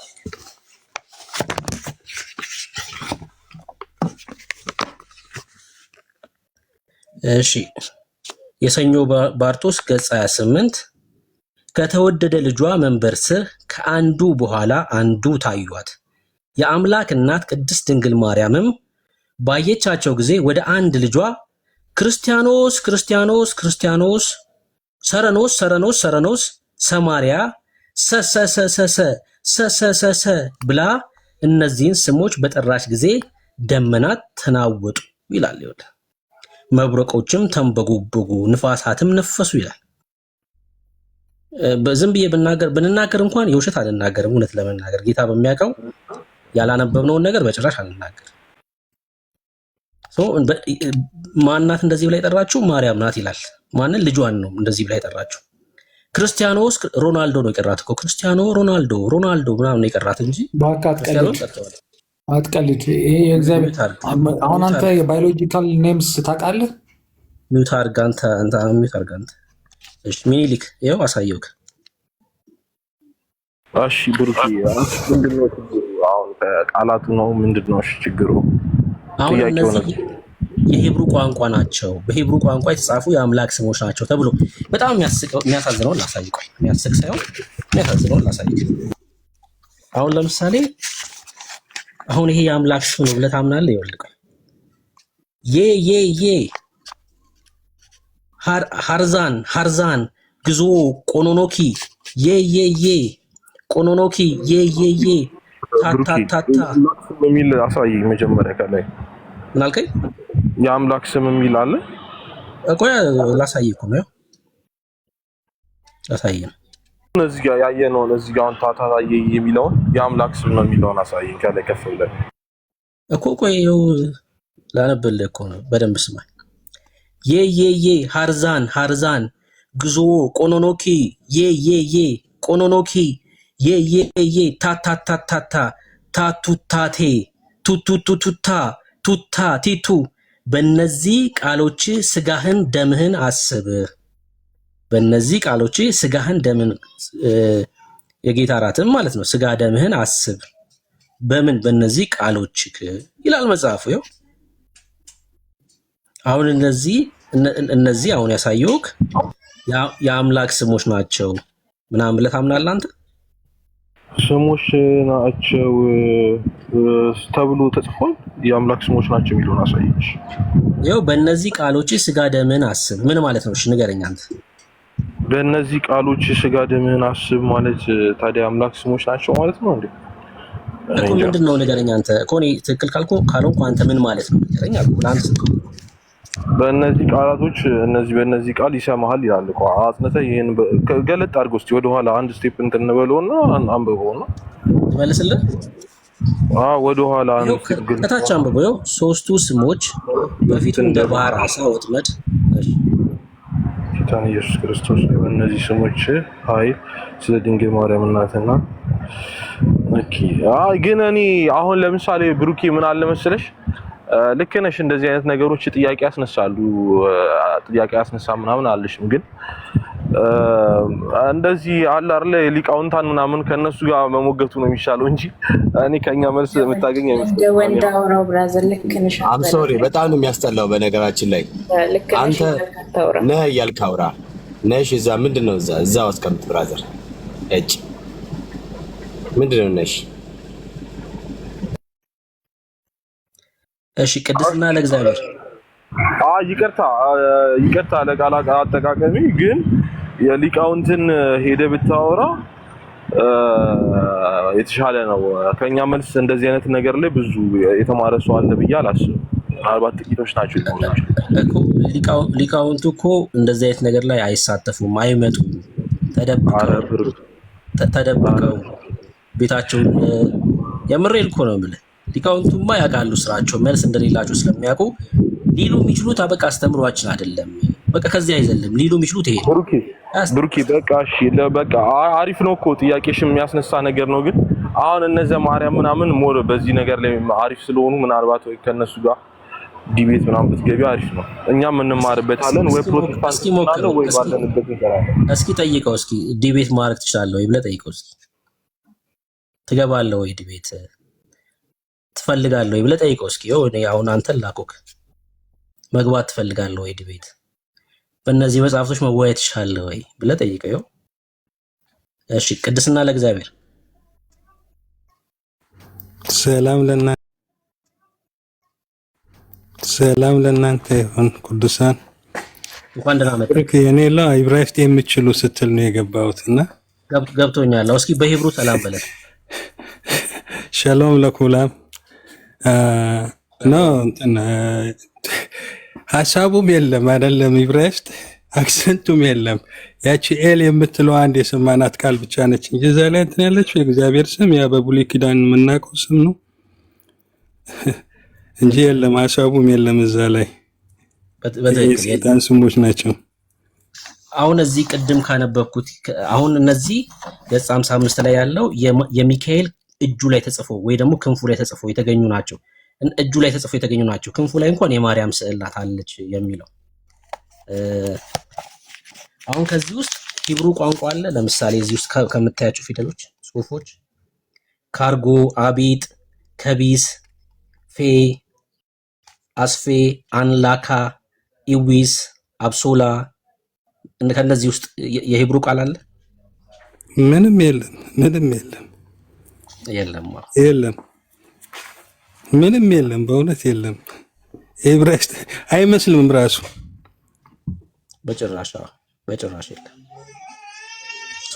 በሂብሩ ቋንቋ የእግዚአብሔር ስሞች ናቸው ተብሎ ተጻፉላችሁ እንጂ ለእናንተ ግን የሂብሩ ቋንቋ ቃላቶች አይደሉም። ቃላቶቹ እንኳን ማለት ነው ምንም ዕብራይስጥ ጋርም አይመሳሰሉም፣ አይጠጋጉም ራሱ ቃላቶቹ። ልክ ነው። የእግዚአብሔር ስም ደግሞ ያ ብሉይ ኪዳን የምናውቃቸው ስሞች ናቸው። ዕብራይስጥ ሲጻፉም እንደዛ ናቸው ልክ ነው እንጂ ይሄ የለም ምንም የውሸት ስሞች ናቸው። ለዛ ነው የምንቃወመው። ሚኒሊክ ግልጽ ሆነልህ? አይ ግን ማለት ማን ነው ቅድስና ነው የሚባለው እያወራ ያለው አይደል? ትችላለህ ዕብራይስጥ ወንድሜ? አዎ እችላለሁ። እስቲ ማለቴ ወይ ሆነ በምን እንመነ በምን እንመረ? እስራኤል ነው ያለው። አውራው ሚኒሊክ ቪዲዮ ልፈትልህ እና ላሳይ ዕብራይስጥ ያለውበት አሁን ያ እስራኤል ቦታ ላይ ቆይ እንደዚህ እናርጋለን። አይ ስሞች ናቸው የሚለው ማለቴ እነዚህ ስሞች ነው እንጂ ሊሆኑ የሚችሉት ወይም ደግሞ እነዚህ ንግግሮች ምናምን ሳይሆኑ ስሞች ነው የሚለው። ልዩነት የለውም ንግግርና ስም ብሩኬ እኮ ስምና ንግግር በሂብሩ ከሆነ እነዚህን ስሞች ያውቃቸዋል ማለት እኮ ነው። ከሂብሩ የተገኙ ስሞች ናቸው ነው የሚለው እኮ እነዚህ ስሞች ሂብሩ ከሆኑ ያውቃቸዋል። ለምን? የሂብሩ ተናጋሪ ስለሆነ ማለት ነው። ለምሳሌ ተጠራጠርከው ስሞች በሂብሩ ለምሳሌ ሂብሩ ቋንቋ የሚጠቀሙ ሰዎች የሚያወጡት ስም ምናልባት ላይረዳው ይችላል ይሆናል እኮ እየገመትክ ነው እኮ አንተ ያለው። ለሌሎቻችሁ አይታይም? ተመልሻለሁና አልሰማሁትም ነበር። እሺ አይ እንዲያነብልህ ፈልጌ ነው። ሀሳቤን ግን ተረድተዋል ብሩኬ? ማለቴ ንግግር ለምሳሌ የሆነ ኦሮሚያ ክልል ውስጥ ሄደ ኦሮምኛ እችላለሁ ብለህ መናገርና የኦሮምኛ ስሞች ናቸው መባሉ ትርጉም ላይሰጠው ይችላል። ምናልባት እሱ እንደዚህ አይነት ስም ለምሳሌ ኦሮሚያ ክልል ሄደ ቶሎሳ የሚባል ስም ብትሰማ በቃ ስም ነው አይደለ እኮ እሱን እኮ ነው እያልኩ ያለው። ቶሎሳን ግን ምን ማለት እንደሆነ ያውቃል። አንድ ኦሮምኛ የሚችል ሰው ምን ማለት እንደሆነ ያውቃል። ትርጉሙን ጫላ ቢባል ለምሳሌ ባለዕብራይስጡ ቢሆን ጫላ ኦሮምኛ ስም ሆኖ ሰምቶት ማያውቀው ሰው ሆኖ ቢሆን ኦሮምኛ ተናጋሪ ሰው እንዴት ነው የማያውቀው? ጫላ ቢባል በቃ ያውቃል፣ ስም ነው። ከዛ ጫላ ምን ማለት እንደሆነ ያውቃል። ይሄ በጣም እኮ ግልጽ ነገር እኮ ነው። በጣም ግልጽ ነገር ነው። ስም ነው በቃ ጫላማ በለጠ ማለት ነው። በቃ ምንም እኮ ግልጽ ነገር አያስኬድም ማለት ነው። መጽሐፍ ቅዱሳችን ላይ እግዚአብሔር ስሜ ይሄ ነው ብሎ ነግሮናል አይደለ? ስሜ ይሄ ነው ብሎ መጽሐፍ ቅዱሳችን ላይ ነግሮናል። ዕብራይስጥ የሚችለው ልጅ ለምን ወጣ? ፈልገሽው ነው? አታስወርዳት። ቆይ ማን ያስወርዳት? ነይ ቁጥር ጻፊ፣ ቁጥር ጻፊልኝ።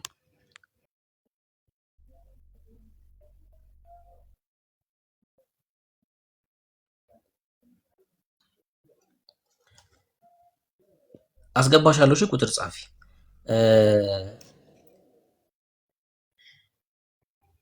ሐሙስና እሑድ እባብ የገደለ የኃጢአት ስርየት ያገኛል። ታምናለህ በዚህ?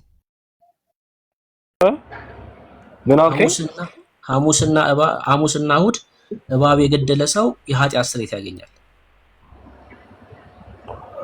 በስመ አብ እኔ እንጃ፣ እኔ አላውቅም። ካለን ነው እስቲ ብሩኪ ጥሩ ነው እንድንጠይቅ ያደርገናልና ሰምተህ አታውቅም? ኤርሚያ ያለ ገድለ ተክለ ሃይማኖት አጠገብህ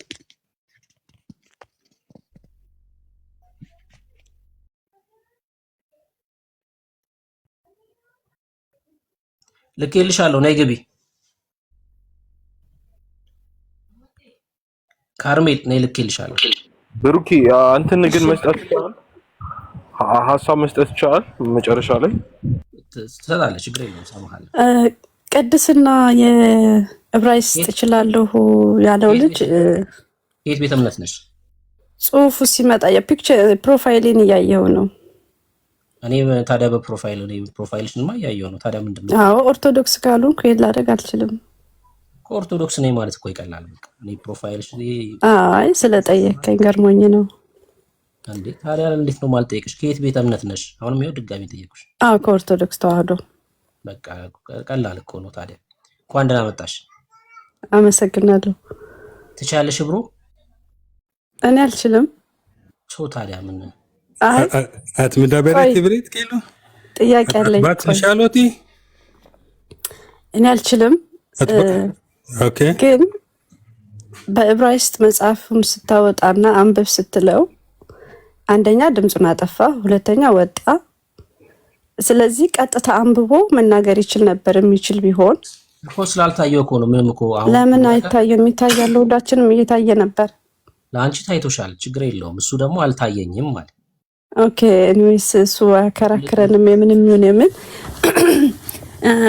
አንደኛ እኔ መጀመሪያ እንትን መናገር የምፈልገው እንደዚህ አይነት መጽሐፍት የቤተ ክርስቲያን ናቸው ወይስ ማንም ለገበያ እያሳተመ የሚሸጠው መጽሐፍ ነው ወይ?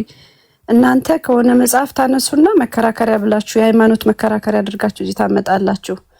ኦርቶዶክሳውያን እዚህ ያላችሁ ካላችሁ ማንም ሰው አሁን እዚህ ጋር ምንም የረባ ትምህርት ስለማይገኝ ማንም ሰው እዚህ ባይሰማችሁ እናንተ አውርታችሁ የረባ ትምህርት የማይገኝ ከሆነ ለምን ዝም ብለሽ ነው? ዝም ብላ አትሄድም እስከ መጨረሻው። አሁን ከዚህ ቤት ማለት ነው እዚሁ ነው የምትውለው። ከዚህ ቤትም እናውቃታለሁ። እዚሁ ነው ተጠዳም። አትሄድም። ወንድምነት ኧረ እዚሁ ነው የምትውለው። ብደበድባት እራሱ አትሄድም።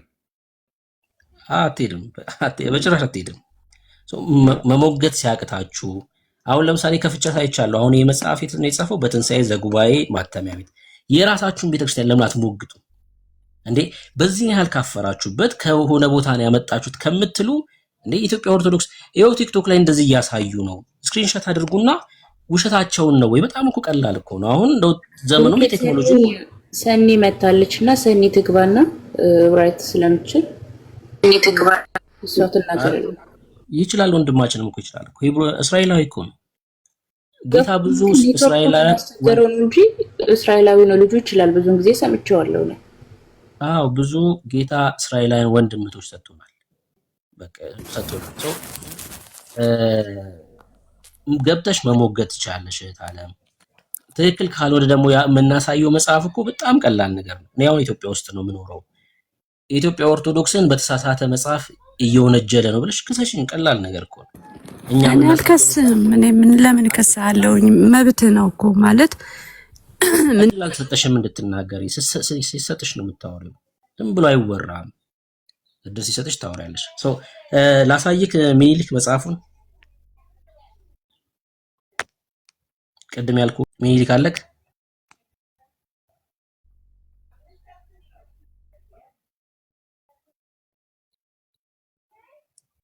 እሺ ሚኒሊክ የለም።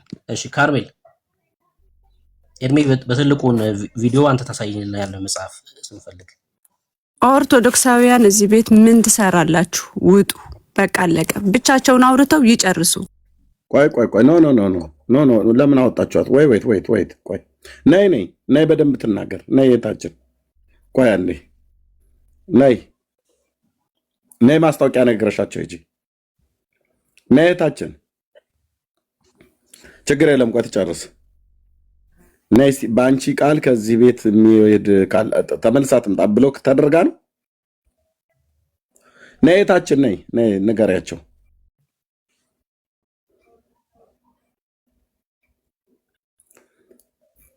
አለሽ ነይ እናት ውስጧ እኮ ቁስሎ ነው እንዴ? አንዳንዴ ቁስሎ በይ ተናገሪ። 2 ደቂቃ ሰጥሻለሁ በደንብ እንዳትገቡ። አመሰግናለሁ ኤርሚያስ 2 ደቂቃ ስለሰጠኸኝ።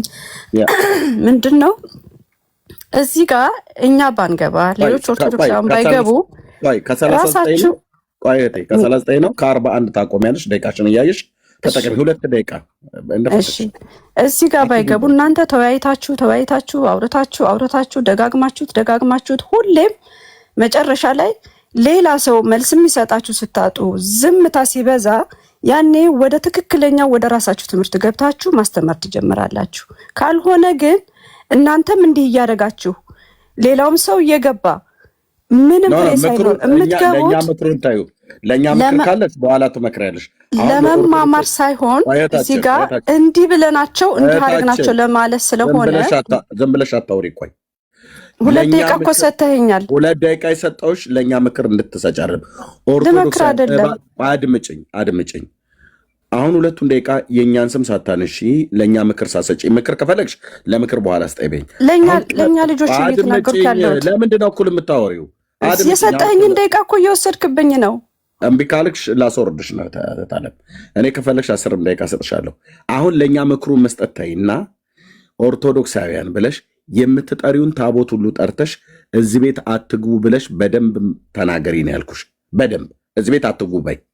አሁን እዚህ ቤት ኦርቶዶክሳውያን እንዳትገቡ በማርያም በሚካኤል በገብርኤል በመሐመድ ብቻ የምትጠሪውን ጠርተሽ ለምኛቸው እንዳይገቡ ማለት ነው።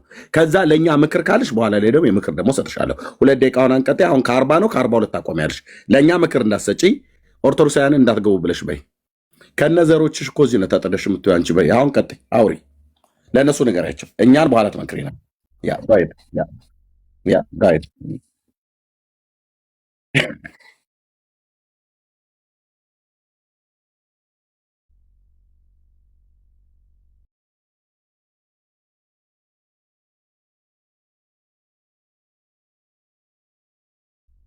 ስክሮል ሳረግ ሳልፍ ምናልባት የሆነ ነገር ሲናገሩ ስሰማ አላስችል ብሎኝ ይገባለሁ።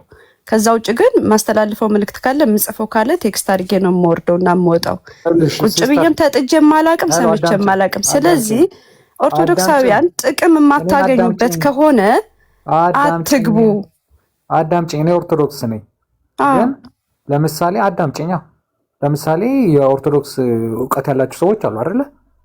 እንደዚህ ምናምን ተብሎ ስለኛ እምነት ሲባል እነዛ ሰዎች ገብቶ ዲፌንድ ማድረግ የለባቸው እንትን ነው የምትይው? አያደርጉም። ለምን መሰለ? ቆይ አዳምጪኝ። ሰዓትን እየጨረስክብኝ ነው። ስጨርስ አንተ ተናገር፣ እሰማሃለሁ። ሁኔታችሁን እሰማሃለሁ። ዲፌንድ ማድረግ ሳያደርጉ ሲቀሩ አንተ ኦርቶዶክስ አይደለህም። ለምን መሰለ? ስጨርስ ትነግረኛለህ። ኦርቶዶክስ አይደለህም ከሆንክ ስማኛ። መጀመሪያ እነዚህ ወንድሞች መጥተው ዲፌንስ የሚያደርጉት የሚግባቡ ሲሆን ነው። ካልሆነ ግን የማይግባቡ ከሆነ ብዙ ጊዜ አይተው የማይሆን ከሆነ ለምንድን ነው የማይሆን ክርክር የሚደረገው? ማቆም በቃ። የራሳቸውን አስተምሮ ማስተማር፣ የኛዎቹም እነሱም የራሳቸውን ያስተምራሉ። ስለዚህ የሚመስለኝ ጋር ነው የሚሄደው። እኔ በትክክል የማምንበት ጋር ነው የሚሄደው። እዚህ ጋር መልስ ማላገኝ ከሆነና አጉል ክርክር የሚሆን ከሆነ ለምን ጊዜ እናቃጥላለሁ እዚህ ቁጭ ብዬ? ስለዚህ መማር ያለብኝ ጋር መሄድ ነው። ጥያቄ ካለ እዚህ የሰማው ጥያቄ ካለ ወስጄ ጠይቃቸዋለሁ። እንዲህ ነገር አለ አስረዱኝ። ስለዚህ እነሱ ይነግሩኛል። የማይግባቡ ከሆነ ለምንድን ነው ገብተው እዚህ ጊዜያቸውን የሚያቃጥሉት? መግባባት አይኖርም። በቃ የመሸናነፍ ነገር እንጂ ለመግባባት አይደለም እዚህ ጋር የሚቀመጡት። ስለዚህ አይሆንም። በቃ እና እኛ ስለምንገባ እኛ ስለምንሰማቸው ነው ሁሌም እዚህ ጋር ሁሌም ኦርቶዶክስ የሚባለው ኦርቶዶክሳውያን እዚህ ባይገቡ ሁሌም ብለው መጨረሻ ራሳቸውን ትምህርት ሊያስተምሩ ይችላሉ። ስለዚህ እንደኔ ማልጠቀምበት ከሆነ ለምንድን ነው የምገባው? ጀስት ይሄን ለመናገር ነው ዛሬ የገባሁት። አመሰግናለሁ። ጨርሻለሁ። ኦርቶዶክስ አይደለም ያልሽ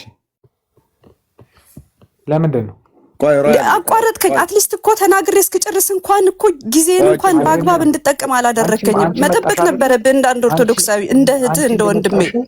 እኔ መጣሁ አንቺ እንደመጣሽው እኮ ስጨርስ ማውራት ትችል ነበር እኮ። ማቋረጥ አይገባህም እኮ ነበር። እኔን ለኛ አይደለ እየመከርሽኝ ያለሽ እኮ። አታቋርጠኝም ነበር፣ እስክጨርስ መስማት ትችል ነበረ። ተይው በቃ እሺ። አሁን መጥፎ ነገር አልናገርም። እሺ ይቅርታ፣ ተሳስቼ ከሆነ ይቅርታ።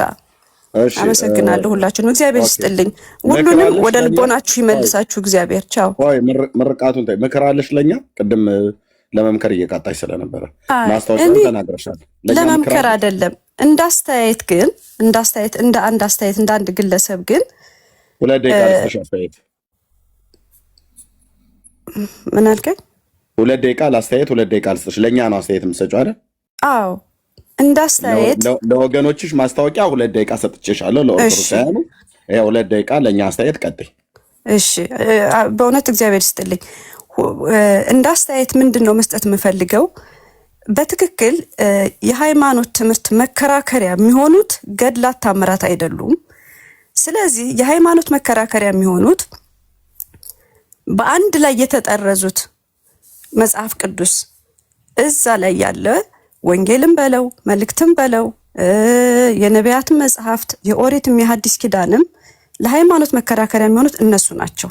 እነሱን ብቻ ጥቀሱ። በቃ ገድላትን ታምራትን ተዋቸው። በቃ ይሄ እኛ እንድንጸናበት በሃይማኖት እንድንማርበት የነሱ ታሪክ የተጻፈልን የቅዱስ ጊዮርጊስ ታሪክ ሲጻፍ ቅዱስ ጊዮርጊስ ምን አድርጎ ነው የሚለው ነው እኛ የምንማረው። በቃ ለኢየሱስ ክርስቶስ ለጌታው በአሕዛብ ፊት ስለመሰከረ ጊዮርጊስ ሰማዕትነት ተቀበለ። ከሱ የምንማረው ምንድነው?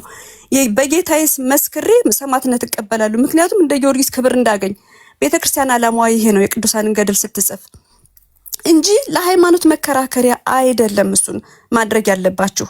ሁለተኛ የምትጠቅሱት ሪፈረንስ የምታደርጉት ሰዎች በሃይማኖት እንኳን ያልጸኑ ገና የቤተክርስቲያን አስተምሮ ያላወቁ እንደ የኔ ቢጤ በቃ አይደለ ከዩቲዩብም ከቲክቶክም አልፎ አልፎ እየሰሙ ብቻ የሚመጡ ሰዎች እዚህ ጋር ቁጭ ብለው አይ እንዲህ ነው ብለው በጥርጣሬ ሲመልሱ የኦርቶዶክስ ትምህርት ይሄ ነው ተብሎ ከዛ ሰው ተቀንጭቦ ተወስዶ ነው ለመከራከሪያነት የምትጠቀሙት። ስለዚህ ይሄን ነገር ባታደርጉ በቃ ነገረ ድነት ቀላል አይደለም። ነገረ ስጋዊ ቀላል አይደለም። የክርስቶስ ሰው መሆን ቀላል አይደለም። እንዲህ በቀላሉ በእኛ አንደበት የሚነገር አይደለም። ከአይምሮ በላይ ነው። በቃ መለኮት አምላክ ሰው ሆነ። በጣም ትልቅ ሚስጥር ነው። አንድ ተራንሶ አምጥታችሁ ነገረ ድነትን ወይም ደግሞ ነገረ ስጋዊን አስረዳ ብትሉት በጣም ከባድ እኮ ነው። ስለዚህ እንደዚህ አይነት ነገሮች በቃ በእውነት ስለ እውነት እንኑር። በቃ ህሌናችን እንኑር። ምንድነው ትክክለኛው የቱ ጋር ነው? እግዚአብሔር ነው የሚያውቀው ሁሉንም። መንገዱን ልባችሁን ያብራላችሁ መድኃኒዓለም ክርስቶስ። ሌላ ነገር የምለው ነገር የለኝም። እግዚአብሔር ይስጥልኝ። ደቂቃውን ጨርሰሻል። ወደ ምርቃት ሄድሽ። አንድ ነገር ስትናገሪ ሰማን። አሁን ይኸው እንግዲህ ጭራሽ ማስታወቂያ ስትናገሪ ሰው እየጨመረ መጣ። ኦርቶዶክስ ያለም ግን አትወጡም። አሁን ቅድም እኮ ውጡ ብላችሁ ነበር። ውጡ እስቲ አሁን ከዚህ በሙሉ ምን ታደርጋላችሁ? በቃ እሷም ምንም አታደርግም። ከዚህ በኋላ አሁን ትወጣለች። ዳግም እዚህ ቤት እንደማትመጣ ተስፋ አደርጋለሁ። እኛ ብሎክ አናረጋትም። ግን የሚገርማችሁ ተደብቀው የሚሰሙት እነሱ ናቸው። በግልጥ መጣም እሷ የምትሰማው ናቸው። እኔ ድንገት ሳልፍ ነው ስክሮል ሳረግ ካገኘኋችሁ ገብቼ ወይ ጽፌ ወይ የሆነ ነገር ብዬ ነው የምገባው እንጂ ዛሬ አልገባሁም ብላለች። ገስ ላይ ዛሬ እንግዲህ ምናልባት ከዚህ በፊት ገብቻለሁ። አንዴ 2 ጊዜ ነው የገባሁት። 2 ጊዜ ምን ልታደርጊ መጣሽ ታዲያ? ዛሬ 3ኛ ጊዜ አይበቃሽም ነበር? 2 ጊዜ ይሄ መልእክት ችግር የለም። እሱን ታዩና እኔ አንድ ጥያቄ ልጠይቅ። ይሄ መልእክት ለማስተላለፍ ነው አሁን የገባሁት። ችግር የለም። በሌላም ቀን አይነት አስተላልፊያለሽ። ጌታ እግዚአብሔር ምስክሬ ነው፣ ቃሌ ነው፣ መድኃኒዓለም ምስክሬ። በሌላም ቀን እየመጣሽ በየቀኑ ለኦርቶዶክሳውያኑ መልእክት ታስተላልፊ። እዚህ ቤት እንዳትገቡ እያልሽ ማለት ነው። እኔ ግን አንድ ጥያቄ ልጠይቅሽ። አሁን የጊዮርጊስን ብለሽ የቅዱስ ጊዮርጊስን እንደ ምሳሌነት ብለሽ ያነሳሽዋለ። ከእሱ ልንማር ከተጋድሎ ከመከራው ልንማር ብለሽ ያልሽ። በጊዮርጊስ ሰማዕትነት ታምኛለሽ አይደል? ሰማዕት እንደሆነ አዎ በሚገባ እኔ አላልኩሽ፣ አታድርጓት። ሰማዕት እንደሆነ ታምኛለሽ። በአማላጅነቱ ያማልድሻል አይደል? አዎ። በሰማዕትነቱ ታምኛለሽ፣ በአማላጅነቱ ያማልድሻል። አዎ። ጊዮርጊስ በምን ላይ ተቀምጦ ነበር ጠላቶቹን የተዋጋው? ጠላቶቹን የትኞቹን ጠላቶቹን? ወታደር በነበረ ጊዜ ወይስ በአሕዛብ ፊት ሲናገር? ሰባ ነገስታትን የተዋጋው በምን ላይ ተቀምጦ ነበር? በምንም ላይ ተቀምጦ አይደለም። ስጋ ለብሷል። እንደ ሰው መከራ እየተቀበለ ነው የተዋጋቸው። የሚቀመጥበት እጁ ላይ ጦር ይዞ ድራገንን የወጋው ምን ላይ ሆኖ ነበር? እሱ ገና ወደ ሰማዕትነት ሳይመጣ ስለ ክርስቶስ ገና መመስከር በአሕዛብ ፊት ሳይጀምር ገና ወታደር እየነበረ ጊዜ የንጉሱ ልጅ ምን ላይ ነበር የተቀመጠው ነው ያልኩሽ? ፈረስ ላይ። ፈረስ ላይ። ፈረሱ ነጭ ፈረስ ነው አይደል? አዎ። በፈረሱ ውስጥ ታምኛለሽ? በፈረሱ ማለት በፈረሱና ጊዮርጊስ ተቀምጦበት የነበረው ይጋልበው የነበረው ከቦታ ቦታ ይንቀሳቀስበት የነበረውን ፈረስ ታምኛለሽ? በምኑ ነው ማምነው? እሱን ፈረሱና ፈረሱና ምታምኝ ጊዮርጊስን ታምኛለሽ? ምንድነው ብዬ ነው ማምነው? ፈረሱን ቆይ ምንድነው ብዬ ልመነው? ያድናል ብለሽ ነው? ፈረሱ እንዴት ነው ያድናል ብዬ ማምነው? አታምኝም ወይስ ታምኛለሽ? ፈረስ እንዴት ያድናል? እሺ እንደውም ከፈረሱ ጭራውን ታምኛለሽ? አታምኝም? የፈረሱን ጭራ አሁን ምን ልትል እንደሆነ ገብቶኛል። ልመልስልህና ልጨርስ። ምንድነው ልል የፈለኩት? ምንድነው ለማለት የፈለከው? ቆይሽ አንድ ጥያቄ ልጠይቅህ። አይ ኖ ምንድነው ለማለት የፈለኩት? ቅዱስ ጳውሎስና ጴጥሮስ ሲያልፉ ጥላቸው ድውይን ይፈውስ ነበር። በጥላቸው ታምናለህ ወይስ በጴጥሮስ አማላጅነት ታምናለህ? መልስልኝ። ይሄን ጥያቄውን በጥያቄ ነው መልስልህ። እኔ ነኝ የሚውት ያደረኩሽ። እኔ ምን እንደምል እቺ እህት መድኃኔዓለም ነኝ እያለች ነው፣ አምላክ ነኝ እያለች ነው። የልብህን አውቃለሁ፣ ምን ልታወራ እንዳለ የልብህን አንብቤዋለሁ እያለች ነው። የሴት እግዚአብሔር ነኝ እያለች ነው።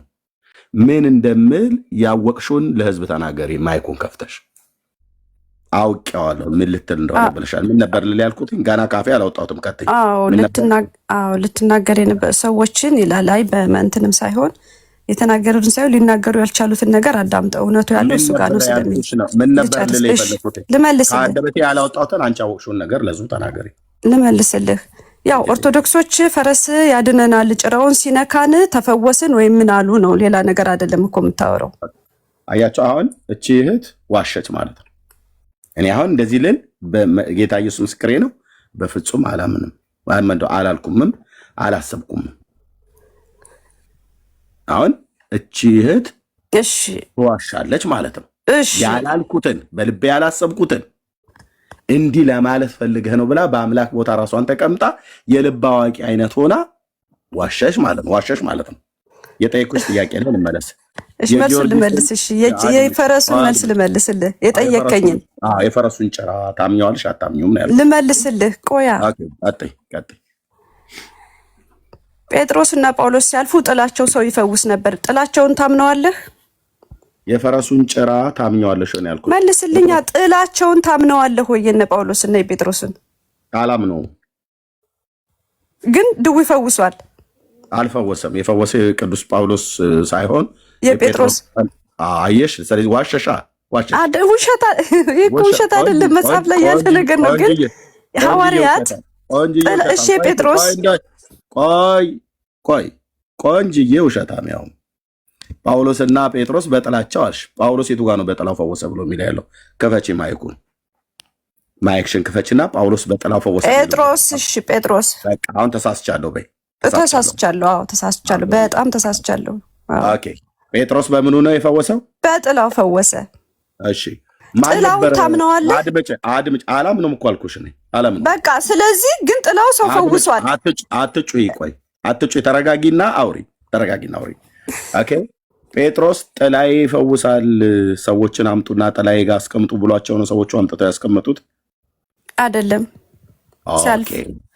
እሺ ጴጥሮስ ጥላዬ ያድናል ሳይሆን ብሎ የሚለው ማን ያድናል እያለ ነበር የሚሰብከው የነበረው ጴጥሮስ። ማን ነው ያድናል ብሎ የሚለው? ኢየሱስ ክርስቶስ ያድናል። አለቀ። ስለዚህ ጴጥሮስ የኔ ጥላ ያድናል ብሎ ሰብኮም አያውቅም። በጴጥሮስ ጥላም ደግሞ እመኑ ተብሎ አልተጻፈልንም። ሰዎች ግን የእግዚአብሔር አገልጋይ እንደሆነ የጌታ መንፈስ ያለበት የጌታ ሐዋርያ እንደሆነ ስለሚያውቁ በእጆቻቸው ተአምራቶች ይደረጉ ስለነበረ ሰዎች የታመሙ ሰዎች አምጥተው ጴጥሮስ በሚያልፍበት አቅጣጫ አድርገው ድውያንን በወሰካ አድርገው አምጥተው ያስቀምጡ ነበር። የጴጥሮስም ጥላ ሲነካቸው ይድኑ ነበር ይላል።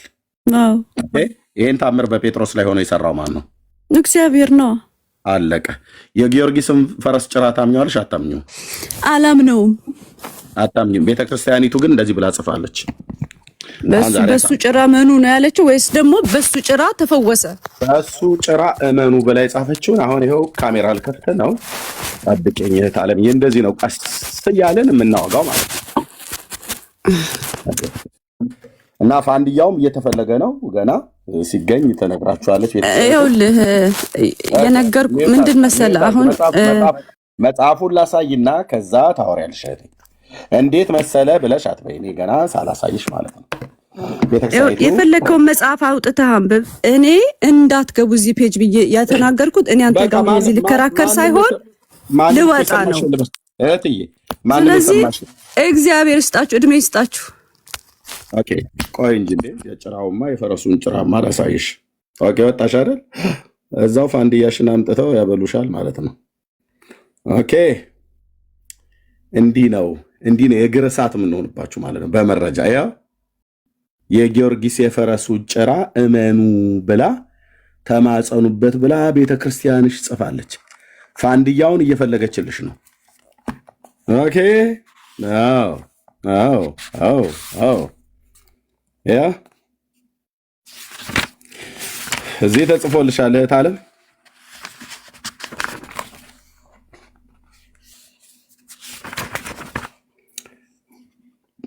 እኔ ያን ያህል እንድታወራ ጊዜ ሰጠኋት አይደል? እንዲህ ነው ጥላ ነው የሚረቃችሁ አልኩሽ።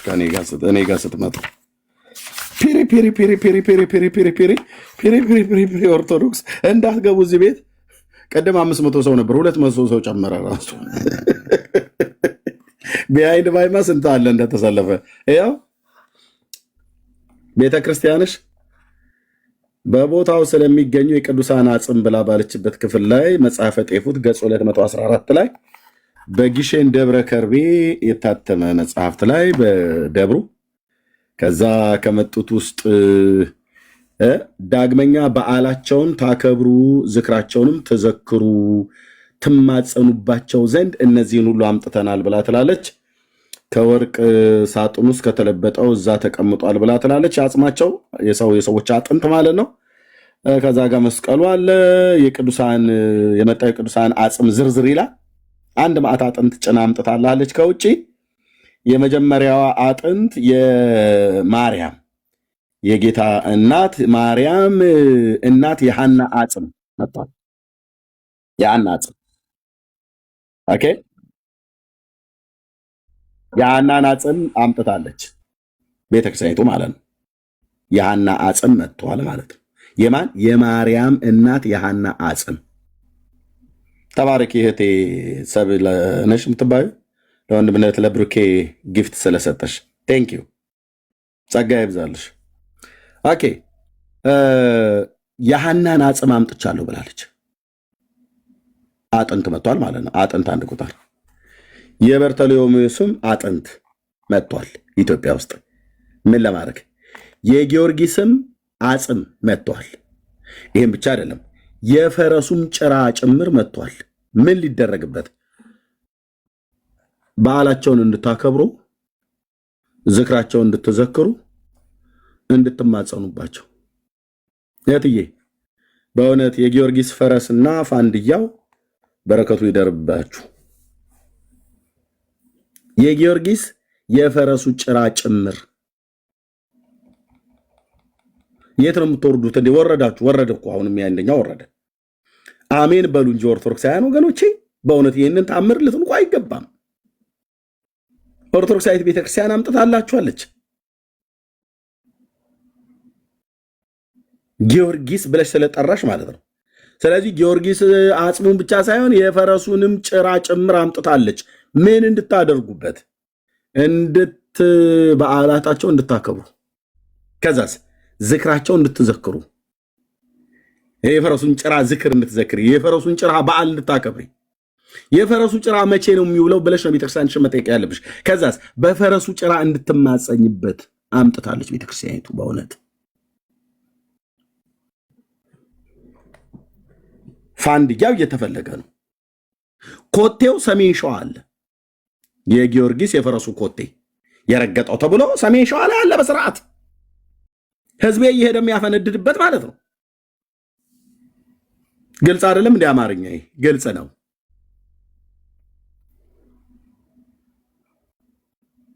እንኳን አንቺ ቄሶቹም ራሱ አትግቡ እዛ ቤት ብለው ህዝቡ ከመስማት አላስታጎለም። ኦኬ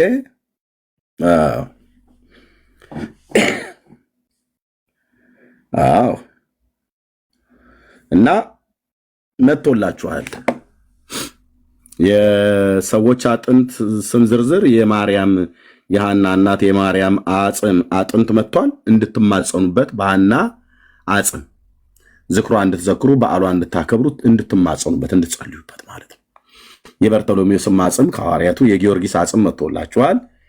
የጊዮርጊስ አጽም እኮ ደቀቀ፣ ተፈጨ፣ ይድራስ ተራራ ላይ ተበተነ እኮ ብላ እኮ የምትናገር ቤተክርስቲያን እንደገና ደግሞ ኢትዮጵያ መጥቷል ብላ ትላለች።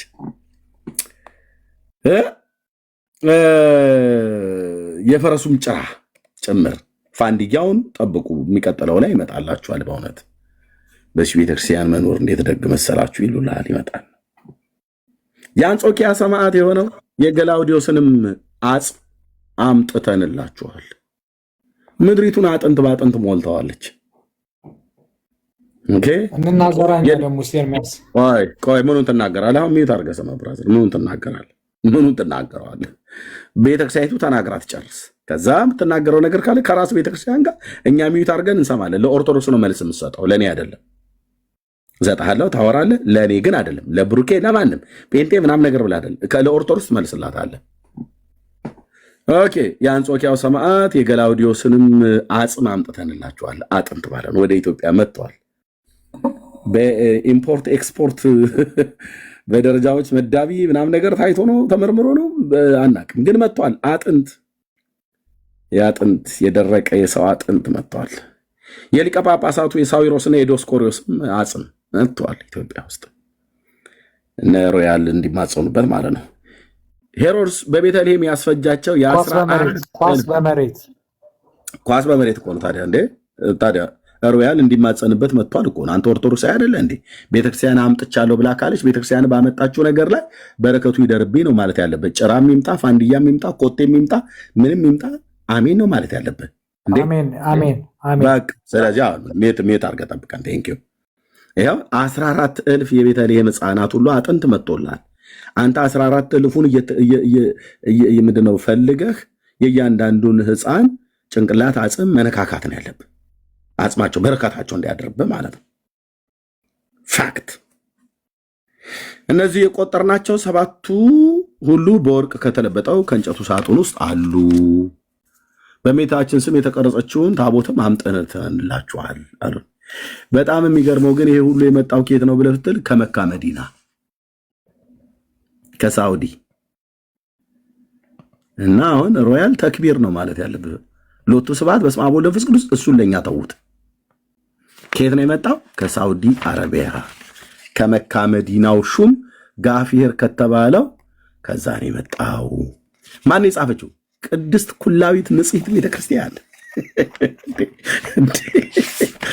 እኔ የቤተክርስቲያኒቱን ልሳን እኮ የምናገረው እኔ ነኝ። እነ ሮያል አይደለም የሚናገሩት፣ እውነት ለመናገር ማለት ነው። ይኸው እዚህ ጋር እንደዚህ ይላል። አፄ ዘርዓ ያዕቆብ ከየት ነው አመጣሁት ብሎ ይላል። ከመካ መዲናው ንጉሥ ሹም ነው ይላል። እነዚህን ሁሉ ጠየኳቸው። ይህን ለአባተ ልጅ በስጠው የጌታችን መስቀል በመካ መዲናው ሹም እጅ አለና ነው ብለው ነገሩኝ ይላል።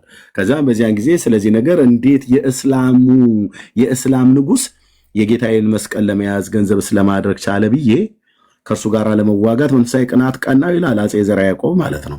ከዚህም በኋላ ምታ ነጋሪት ክተት ሰራዊት ብዬ ሰራዊቴን ሰበሰብኩ አለ ሊዋጋው። ከዛም ከመካ መዲናው ሹም ከጋፊር ጋር ለመዋጋት አዴሌዋ ድረስ ዘመትኩኝ ይላል።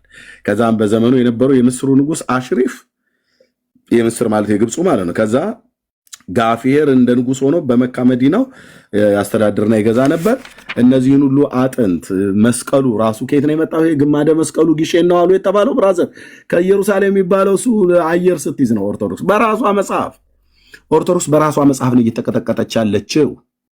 ከየት ነው ያመጣችው? ከሳውዲ አረቢያ። አላህ አክበር ነው ማለት ያለብህ ብራዘርዬ። እኛ ጋር መተህ ደግሞ የጥንት የጠዋቱ ሃይማኖት ብለህ አትበለን። ኦኬ እነዚህን የያዘውን ሁሉ አባትህ ገንዘብ መስቀሉን እና ስዕላቱንና እሰጥሃለሁ ከኔ ጋር አትዋጋ ብሏልኝ ይላል።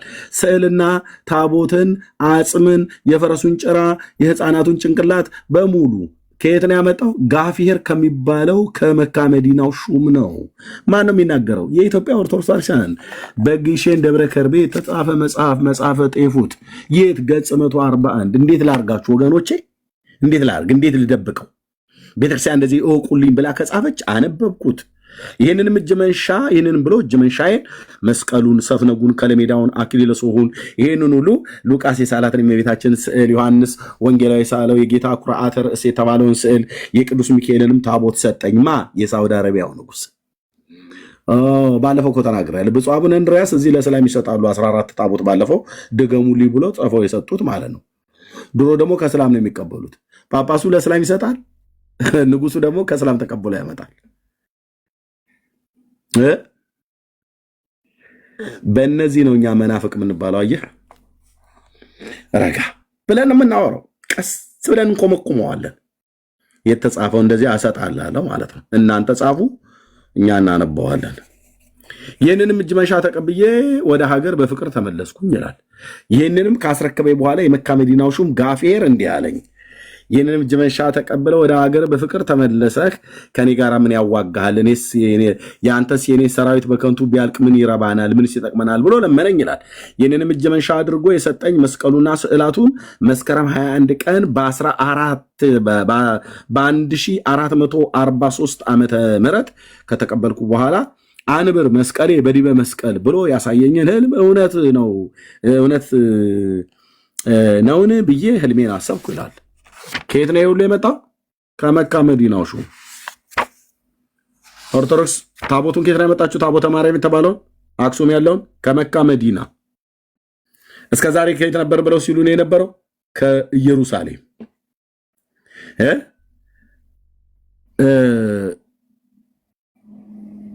ካዩኝ እስቃለሁ፣ ካላዩኝ እሰርቃለሁ አይነት ነገር የሚባል አይነት ነገር አለ አይደል? ከጠይቃቸው ክብረ ነገሥት በሚባለው መጽሐፍት ላይ ታቦተ ጽዮን የመጣችው በሰሎሞን ዘመነ መንግስት ነው ይላል። እጅ እግር የሌለው ታሪክ ሊያገናኙ ፈልገው፣ እኔ ፊት ግን አትደፍሯትም። እሷን ታሪክ እናቱ የወለደችው ኦርቶዶክሳዊ እሷን ታሪክ እኔ ፊት መጥቶ አይደፍራትም። ጉራ አይደለም ወንድሞቼ እናቶቼ፣ ጉራ አይደለም። እኔ ፊት እሱን ታሪክ መጥቶ እውነት የሚያደርግ ሰለሞን በሰለሞን ዘመነ መንግስት ሳባ ንግስት ወልዳለት ምናምን ብለም እሱን ተረት እኔ ጋ አታወራውም። መጽሐፍቶችን አምጥቼ 6 መጽሐፍት ፊት ለፊት አስቀምጥልሃለሁ። ገድለ ላሊበላ፣ ገድለ ተክለ ሃይማኖት፣ ድርሳነ ጽዮን፣ ክብረ ነገሥት እና መጽሐፈ ጤፉት ይሄ ራሱ ይናገራል።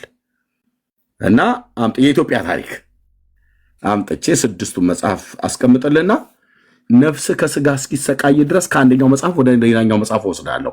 እርስ በርስ እንዴት ታሪካችሁ እንደሚጣላ ግን አንድ ሰው የመጣ የለም።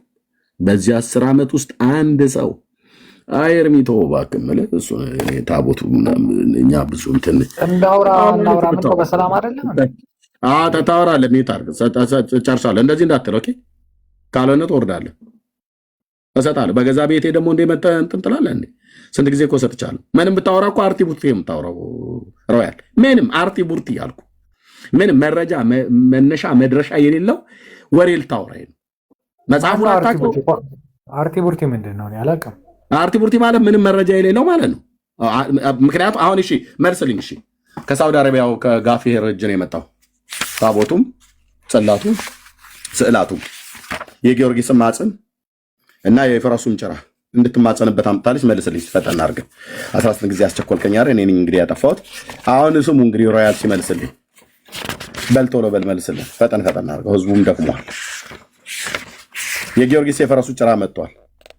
የፈረሱ ጭራ ይደርብህና ያው ፈንድያው እስኪገኝ ድረስ በፈረሱ ጭራ። አሜን። በቃ እስኪ እንዴት ነው እሱን ነገር በጭራው ታምናለህ አይደል?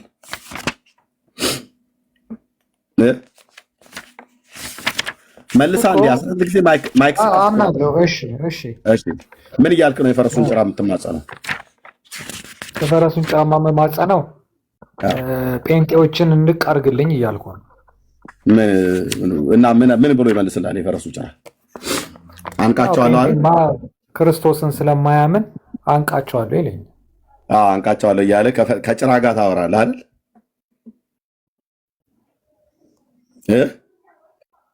ነገር ከሆነ እኔ ሮያል ይፈራል ብለህ ከሆነ እኮ አይ ምን ነው የምትፈራው?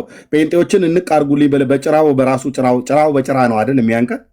ያንቃቸዋል። አዎ ጭራው በደንብ ያንቃቸዋል። ጭራው በራሱ ጭራው ነው ተነስቶ የሚያንቀን። እኔ ደግሞ ተቀብዬ ራሱ የሕፃን ወሬ ሲወራ እኔም ሕፃን ሆናለሁ። ቤተክርስቲያን የጻፈችው የሕፃን ጽሑፍ ነው። አንተም የመጣው ሕፃን ነው፣ የምታወራውም የሕፃን ነው። ቤተክርስቲያን አንተም ማለት ነው። እኔ የፈረስ ጭራ የሚያምን ትውልድ፣ የፈረስ ጭራ የሚማፀን ትውልድ አሁን በምን ሞራሉ ነው መሰረተ ክርስቶስ ሙሉ ወንጌል ብለህ ልትል የምትችለው? ግሸን ደብረ ከርቤ፣ የግሸን ደብረ ከርቤ ቅድስተ ማርያም ደብር ሰበካ ጉባኤው ነው ያሳተመው መጽሐፈ ጤፉት። ጌታችን መድኃኒታችን ኢየሱስ ክርስቶስ የተሰቀለበት ቅዱስ መስቀል ወደ ኢትዮጵያ መጥቶ በግሸን ደብረ ከርቤ ቅድስት ማርያም መቀመጡና ሌሎችንም ጥንታውያንን ታሪኮችን የሚናገር መጽሐፍ። ኦኬ ያው አሳታሚው ማን ነው? ግሸን ደብረ ከርቤ። ይህን መጽሐፍ መልሶ ለማሳተም ለማከፋፈልም ሆነ ለማሰራጨት መብት የግሸን ደብረ ከርቤ ቅድስት ማርያም ደብር ሰበካ ጉባኤ ነው፣ የቤተክርስቲያኑ ማለት ነው። ተርጓሚ ርዕሰ ደብር የማነ ብርሃን አድማሴ፣ የኦርቶዶክስ ማርያም።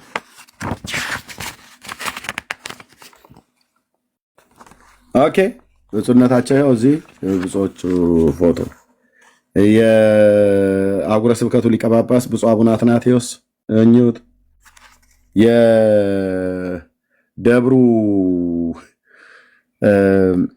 ቆሞስ ማለት የደብሩ አስተዳደር ቆሞስ ይኸው አባ ለይኩን ወንድ ፍራው ቆሞስ።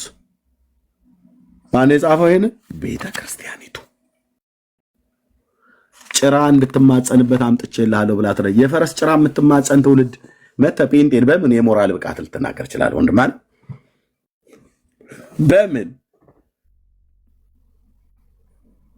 እና እንዲህ አይነት ጉድ ይዘህ ማለት ነው የፈረስ ጭራ ተማጸኑበት ብሎ መንፈሳዊ ትምህርት። እባክህ የጊዮርጊስ የፈረሱ ጭራ ሆይ እንድታማልደኝ እፈልጋለሁ እያልክ አንድ ኦርቶዶክሳዊ እንደዚህ ብለህ የፈረስ ጭራ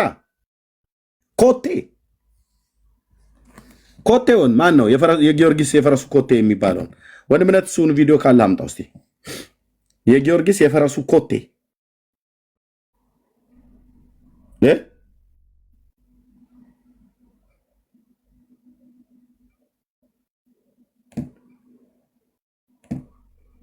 አለ ብሩኬ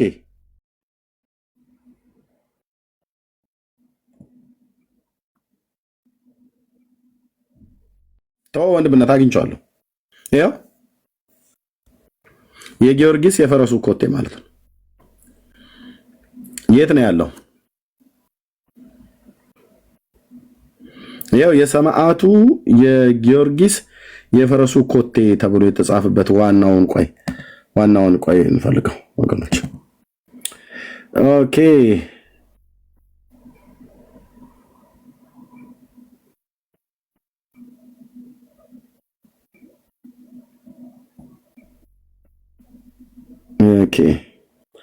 ቦታው አለ በስርዓት ታጥሮ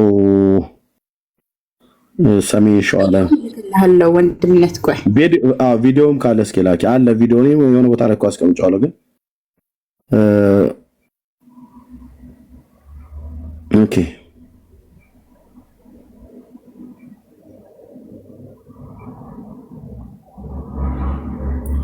ሰው ይሄድ እንደው በስርዓት ይስመዋል፣ ይሳለመዋል፣ ይማጸንበታል።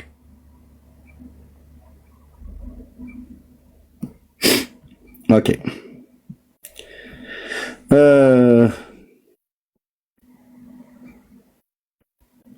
ወንድምነት ያስወርደዋል። አይ ቲንክ ኔትወርክ ነው።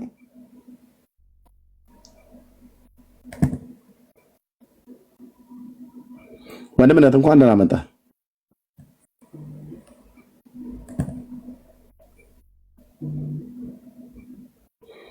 እሺ ቴንክ ዩ ቲጂ የመሰለችን ያ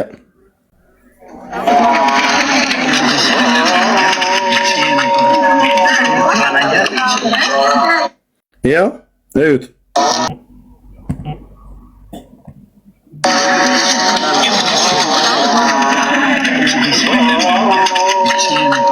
ዋሸን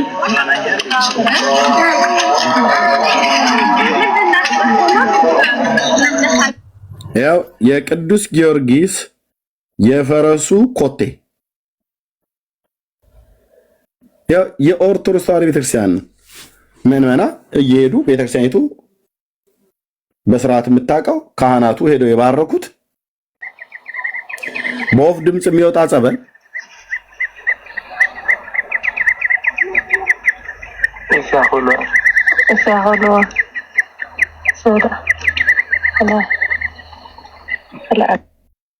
እግዚኦ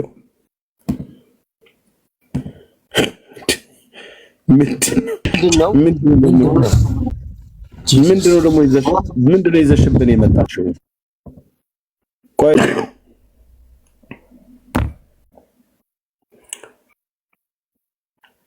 መታችሁ ይሄን እናምናለን ይሄን እንደዚህ እንላለን ብላችሁ የምትሉትን ስትጠየቁ እንኳን የማትመልሱ መተ ጴንጤን ለመሳደብ ግን እጃችሁንም አፋችሁንም ስታነሱ በጣም ማየት ነው። ኦኬ ማየት ነው። እና ተባርኮ ወንድም ዳንዬ እንኳን ደህና መጣ።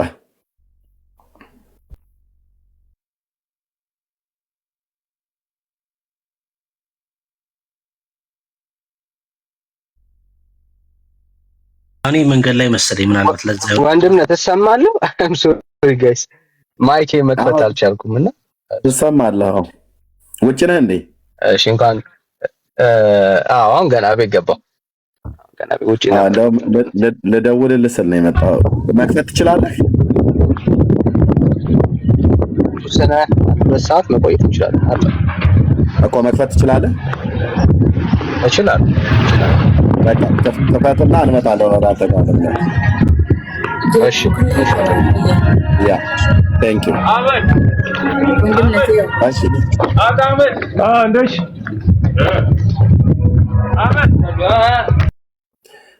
አህመድ ነው እህትዬ። ይሄ አሁን እኔ እኮ ለዚህ ህዝብ እኮ ወንጌል ያልተሰበከ ለምን ሰብካለን ብለን እኮ የምንለው እኮ ለዚህ ነው። ለምን አይሰበካል? እንግዲህ የምታዩት ይሄ የሰማዕቱ ቅዱስ ጊዮርጊስ የፈረሱ ኮቴ ነው። ላሳያችሁ። ምጋ ቅዱስ ዑራኤል ነው ያለው። ያው ይሄ ነው ወደኛች ዛሬ ሌሻናል ወደ ጣርማ በር ማለት ነው፣ በመሀል ሜዳ በኩል ማለት ነው። እና 3 ሰዓት መንገድ ነው የእግር ጉዞ ማለት ነው ለመድረስ እዛ ስትመለስ 3 ሰዓት እና በጣም ነው የሚቆጨኝ ያ ዘመን በእውነት ነው የምላቸው። ለመሄድ 3 ሰዓት ለመመለስ 3 ሰዓት በእግር ማለት ነው 6 ሰዓት። ከዛ ይሄን ተረት ሰምተህ ትመለሳለህ። በቃ ዘር ትውልድ ተምሮልሃል ትባላለህ።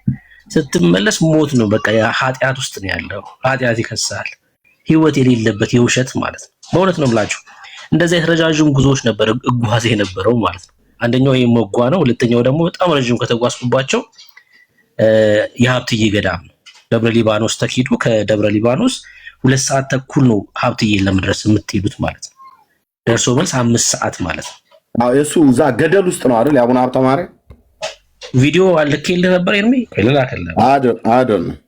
ግን ገዳሙ በርቀት ይታያል አይደል? ደብረ ሊባኖስ አካባቢ ሆኖ ላይ ዳገቱ ላይ ሆነ ገደል ውስጥ ይታያል። ዳገቱ ላይ ሆነ ገደል ውስጥ ይታያል። እኔ ቆሎ ትምህርት ቤት ነበርኩበት ሰዓት ላይ ነው የአቡነ ሀብተ ማርያም ገዳም ነው ብለው እዛ ገደል ውስጥ ማለት ነው። እንዴ ገደሉ ራሱ እንዴት ነው የወረዳችሁት? እጅግ እኮ የሚያስፈራ እኮ ነው። በጣም የሚያስፈራ ገደል ኤርሚ።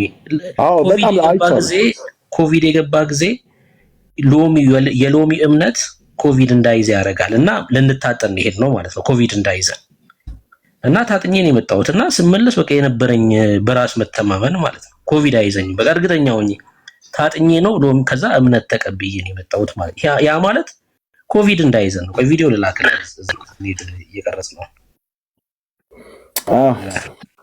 እኔ አይጠቅማችሁም ወገኖች። ኦኬ እኛ ብናወራችሁ ሁሌ የምናወራችሁ በጌታችን በኢየሱስ ክርስቶስ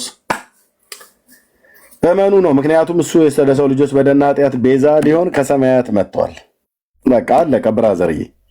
ደህንነታችንን ጠንቅቆ የሰራልን ቤዛነታችንን ያገኘን በእርሱ ነው።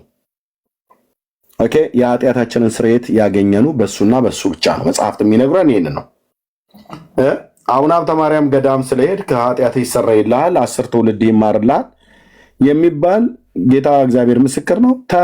ተራ ለሰው ህይወት የማይጠቅም እንቶ ፈንቶ ነገር ብታገኙበት የዘላለም ህይወት ቢገኝበት ኖሮ በዛ ጉዳይ የሚገኝ ቢሆን ኖሮ እግዚአብሔር ጥንቱኑ በቀደሙት ባሪያዎቼ ብሎ በጠራቸው አንዳንዶቹንም ቤታቸውን አንኳኩቶ ቤታቸው ድረስ እኮ መጥቷል። ጌታ ለመወለድ ብቻ አይደለም ድንግሊቱ ጋር የመጣው ኦኬ ልጅን ትወልዳለህ ብሎ ሊያበስረው እግዚአብሔር ከሁለት መላእክት ጋር መጥቶለት ነበር አብርሃም ቤት። ሳራ ቂጣ ጋግራ ነው ያበላችሁ ለሰማይ ለምድር ጌታ።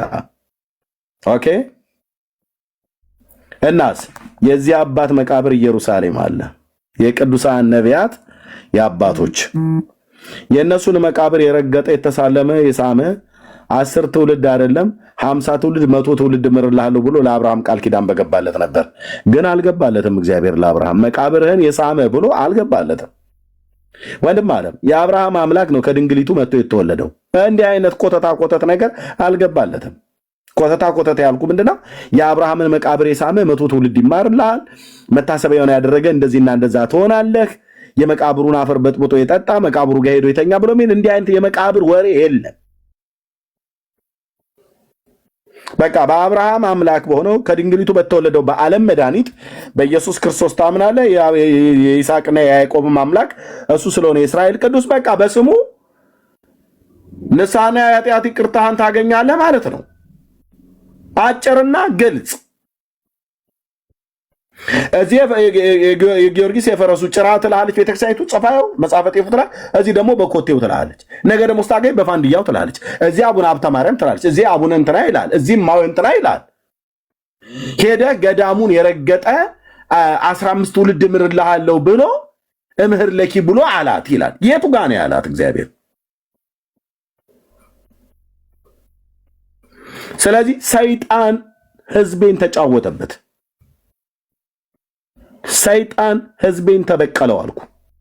መድኃኒ ዓለም እያለ ስሙን እየጠራ ዓለምን ሊያድነው በተሰቀለው በአብ ልጅ በኢየሱስ ክርስቶስ አምኖ ነፍሱ አላረፈችም። ስለዚህ ይቅበዘበዛል። ዛሬም ጭምር ይቅበዘበዛል። ለምን መሰለ በየገዳሙ የሚሄዱ የነበረው ብሩኬ ለምን ነበር ብሩክ የምትሄድ የነበረው? ለመዝናናታ እንዴ? ከቦታው በረከት ለማግኘት ለመጽደቅ የዘላለም ህይወት ለማግኘት ግን ህይወት የሌለው ጉዞ ማለት ነው። የጨለማ ጉዞ በእውነት ነው የምላችሁ። የሚያስፈራ ህልም ማለት ነው። በእውነት ነው የምላችሁ ያ ጉዞ ማለት ነው። ህይወት የሌለው ብሩክን ህይወት ያው ሲንከራተት ያኔው ከርታታ እኔ በጣም ሰርፕራይዝ ያደረገኝ መንገድ ነው። እንደዚህ አይነት አድቬንቸር ማለት ታጥኖ ነበር ማለት ነው። ኮቪድ ሰው እንዳይያዝ ማለት ነው። እና በቃ እዛ ድረስ ይሄድ ነው ኮቪድ እንዳንያዝ ለመታጠን ነው። ከዛ ሎሚ ነበር እምነቱ፣ የሎሚ እምነት ተቀበል፣ አለቀ፣ ተመለስ። እና በጣም ማዝ ነው። እኔ እርሜ ገዳማትን በጣም ነው ማቀው። እጅግ በጣም ብዙ ገዳማት ነው የሄድኩት። ነው በቁጥር በትክክል እንኳን ባልናገር ከ30 በላይ ገዳማት አውቃለሁ። በጣም ከባድ ቦታዎች ይጃለሁ። ለምሳሌ በጣም ከማረሳው ዳግማዊ ጎልጎታ ነው። ዳግማዊ ጎልጎታ ማለት በኮኬልሽ በኩል ነው። የሚያስፈራ 50 ለሲኦል ያለበት ስፍራ ማለት ነው። ኤርሜ በጣም ከገጠሙኝ ስፍራዎች ከባዱ ቦታ፣ የሚያስፈራ ቦታ። ቤተክርስቲያኑ ደርሰ ወደ ዋሻው ለመሄድ በባዶ እግር ነው የሚካሄደው። ድንጋይ ነው ባዶ። ሰውየው ዋሻ ውስጥ ተጸዳዳበት አመለጠው ብለህ ያልከው ቦታ ማለት ነው። አዎ ራሱ ላይ ነው። በቃ በቀዳዳ ሁሉ ነው የተነፈሰው ሰውየው ማለት ነው። ባለው ቀዳዳ ሁሉ ተንፍሷል። በጣም የሚያስፈራ ስፍራ ማለት ነው። እና ሲኦል ነው። መቅረጽ አይቻልም። አሁንማ ቢሆን ቀርጽ ነበረ። ያኔ ግን እንደዚህ አይነት ነገር የለም። ገብቷል ይርሚ። በፍራቻ ነው የምትሄደው። በቃ ሲኦልን ለማየት ገብቷል። ገብተህ ሲኦል ነው እኮ ኤክስፒሪየንስ ብታደርገው ታየዋለህ። እንዴት በጣም ነው የሚያስጨንቀው። በእውነት ነው የምላችሁ፣ በጣም ነው የሚያስጨንቀው። በግራ እጃችሁ ግድግዳ ነው የምትይዙት። እኔ አሁን ኩኬለሽም ኢቲሳ ተክለ ሃይማኖትም ገብቻለሁ ሲኦል ማለት ነው። እንትን ያለው ማለት ነው እዚህ ኢቲሳ ያለው ማለት ነው። ደብረ ሊባኖስ አምሳለ ሲኦል የለም። ኢቲሳ ግን የተወለዱበት ስፍራ አምሳለ ሲኦል አለ። እነዚህኞቹ ሲኦሎች ቀላል ናቸው። የዳግማዊ ጎልጎታ ግን በጣም ነው የሚያስፈራው፣ በጣም ነው የሚያስጨንቀው። ስንገባ ይወላችሁ ከፊት ጓደኛ የነበረ ከኋላ ታናሽ ወንድሜ ነው ስንገባ የገባ ነው። እና መሀል ላይ ምን እንደተፈጠረ አላውቅም። አይምሮ ውስጥ ያለው ስንገባ ከፊት ጓደኛዬ እንደሆነ ነውና ቆመ። መሀል ላይ ከፊት ያለው ሰው ማለት ነው። ከፊት ያለው ሰው ከቆመ መሄድ አይቻልም። ምክንያቱም ግድግዳ ተይዞ ነው የሚሄደው። ከኋላ ያሉ ሰዎች ይጨዋሉ፣ ሂዱ ምናምን እያሉ ይጨዋሉ። አያውቁም ምን እየተፈጠረ እንደሆነ። በጣም የሚያስፈራ ጨለማ ነው። እና ስሙን እየጠራሁት አሁን ስሙንም አልጠራ፣ ያው ፍቃድ ስለሌለኝ ነው የልጁ። ስሙን እየጠራሁ ሂድ እለዋለሁ። ኧረ እባክህ ሂድ ስሙን እየጠራሁ። ከዛ አልሄድ አለኝ። ፊቱን ዳበስኩት። ፊቱን ስዳብሰው ጺም የለውም። ጓደኛዬ ደግሞ ጺም አለው። እርግጠኛ ሆንኩ ማለት ነው። እርግጠኛ ሆንኩኝ እሱ እንዳልሆነ እርግጠኛ ሆንኩኝ። እና በምን አጋጣሚ ሌላ ሰው ከፊቴ እንደመጣ አላውቅም። ስንገባ ግን ጓደኛዬ ነው ከፊቴ የነበረው። ከዛ እሱን እንደምንም ይዤ ከፊቱ ሆንኩኝ ነኝ። ልክ እሱ ከሱ ፊት ሲሆን እሱ ካልሄደ መሄድ አይቻልም። በሁለት እጁ ግጥም አድርጎ ያዘኝ እና ወጣን። ልክ ስንወጣ እንዳልኳችሁ ተንበረከከ። በጣም ነው የሚያለቅሰው። ሁሉ ነገር ነው ያመለጠው ሰውየው ማለት ነው። ባለው ቀዳዳ ሁሉ ነገር ወጥቷል። በቃ እና የነበረው ጭንቀት ማለት ነው። በጣም ነው የሚያስፈራው ስፍራው፣ በጣም ነው የሚያስፈራው ቦታው ማለት ነው። እና ምንድነው ገብተን አይተን የወጣነው ሲኦልን ነው። ሲኦልን ነው። ህይወት ኢየሱስ የሌለው ሰው መዳረሻው ያ ስለሆነ ማለት ነው። ኢየሱስ የሌለው ሰው አስባችኋል? እዛ ስፍራ ሄዳችሁ በክርስቶስ ኢየሱስ ነው መዳን፣ ኢየሱስ የዘላለም ህይወት ነው ተብሎ ነበር ሊሰበክ የሚገባው። ምንድነው ግን ኤክስፒሪየንስ የምታደርጉት? ሲኦልን ነው የምትመለከቱት። ሲኦልን ነው አይታችሁ የምትወጡት። ሲኦልን ነው አይታችሁ የምትወጡት። እና በጣም የሚያስፈሩ ስፍራዎች፣ ህይወት የሌለባቸው ስፍራዎች ናቸው እነዚህ ስፍራዎች። እንዳልኳችሁ በርሜል ጊዮርጊስ ጀምሮ ከበርሜል ጊዮርጊስ ጀምሮ ያልሄድኩበት ገዳም የለም፣ ያላየሁት ገዳም የለም። እና ግን ህይወት የለም በእነዚህ ስፍራ ላይ ህይወት የለም። ይገርማል፣ ይገርማል። ያ ጌታ ከስንት ነው ያወጣን? እባካችሁ ወደ ወንጌል እውነት ተመለሱ፣ ወደ ቃሉ እውነት ተመለሱ። ጌታ ምን ያህል እኛን ቢበድለን ነው በጌታ ላይ እንደዚህ የሰው ልጆች አመፀኞች ሆነን እየቀጠልን ያለ ነው? እኔ አመፀኛ አልሆንኩም በእውነት ግን አመፀኛ ሆኜ የነበርኩበት ዘመን ነበረ። ሲጠራኝ ለምሕረቱና ለፍቅሩ ድምፅ ምላሽ በመስጠት ከዘላለም ፍርድ እንድድን በስሙ አምኜ እዚያ ያሉ ወንድሞችና እህቶችም ሁሉ ጭምር በስሙ አምነን እንድንድን። በቃ ወንድሞቼ እና እህቶቼ መንግስት የሥላሴ ነው፣ ማዳን የእግዚአብሔር ነው ነው መጽሐፍ ቅዱስ የሚነግረው እውነት ነው። ኃይል የሥላሴ ነው፣ ማዳን የሥላሴ ነው እየተባልክ መጽሐፍ እውነቱን እየነገረ አሐዱ ስሉስ ያድናል እያለ እግዚአብሔር ከኔ በቀር አምላክ የለም፣ ከኔ በቀር የሚያድን የለም፣ እናንተ የምድር ዳርቻዎች ሁሉ ወደ እኔ ዘወር በሉ ትድናላችሁ እያለ እየነገረህ እንዴት አንተ የአርመኑን ሰውዬ የፈረስ ኮቴ ጭራ ምናምን ነገር ፍለጋ እንዴት አንድ የሆነ ፍጡር ለእግዚአብሔር ኖሮ ይለፍ ሳይኖር ይለፍ፣ በቅድስና ይኑር ያለ ቅድስና ይኑር፣ የማታውቀውን ሰውዬ የእሱን መቃብር ለመሳለም አምሳለ ጎልጎታ አምሳለ ሲኦል እየተባለ አሁን ብሩኬ እንደሚናገረው ስንት ቦታ ላይ ትውልዳችን ተንከራተተ። አይበቃህም ብራዘር? አይበቃሽም እህቴ? አይበቃህም መንከራተት? አይበቃህም? አልደከምክም?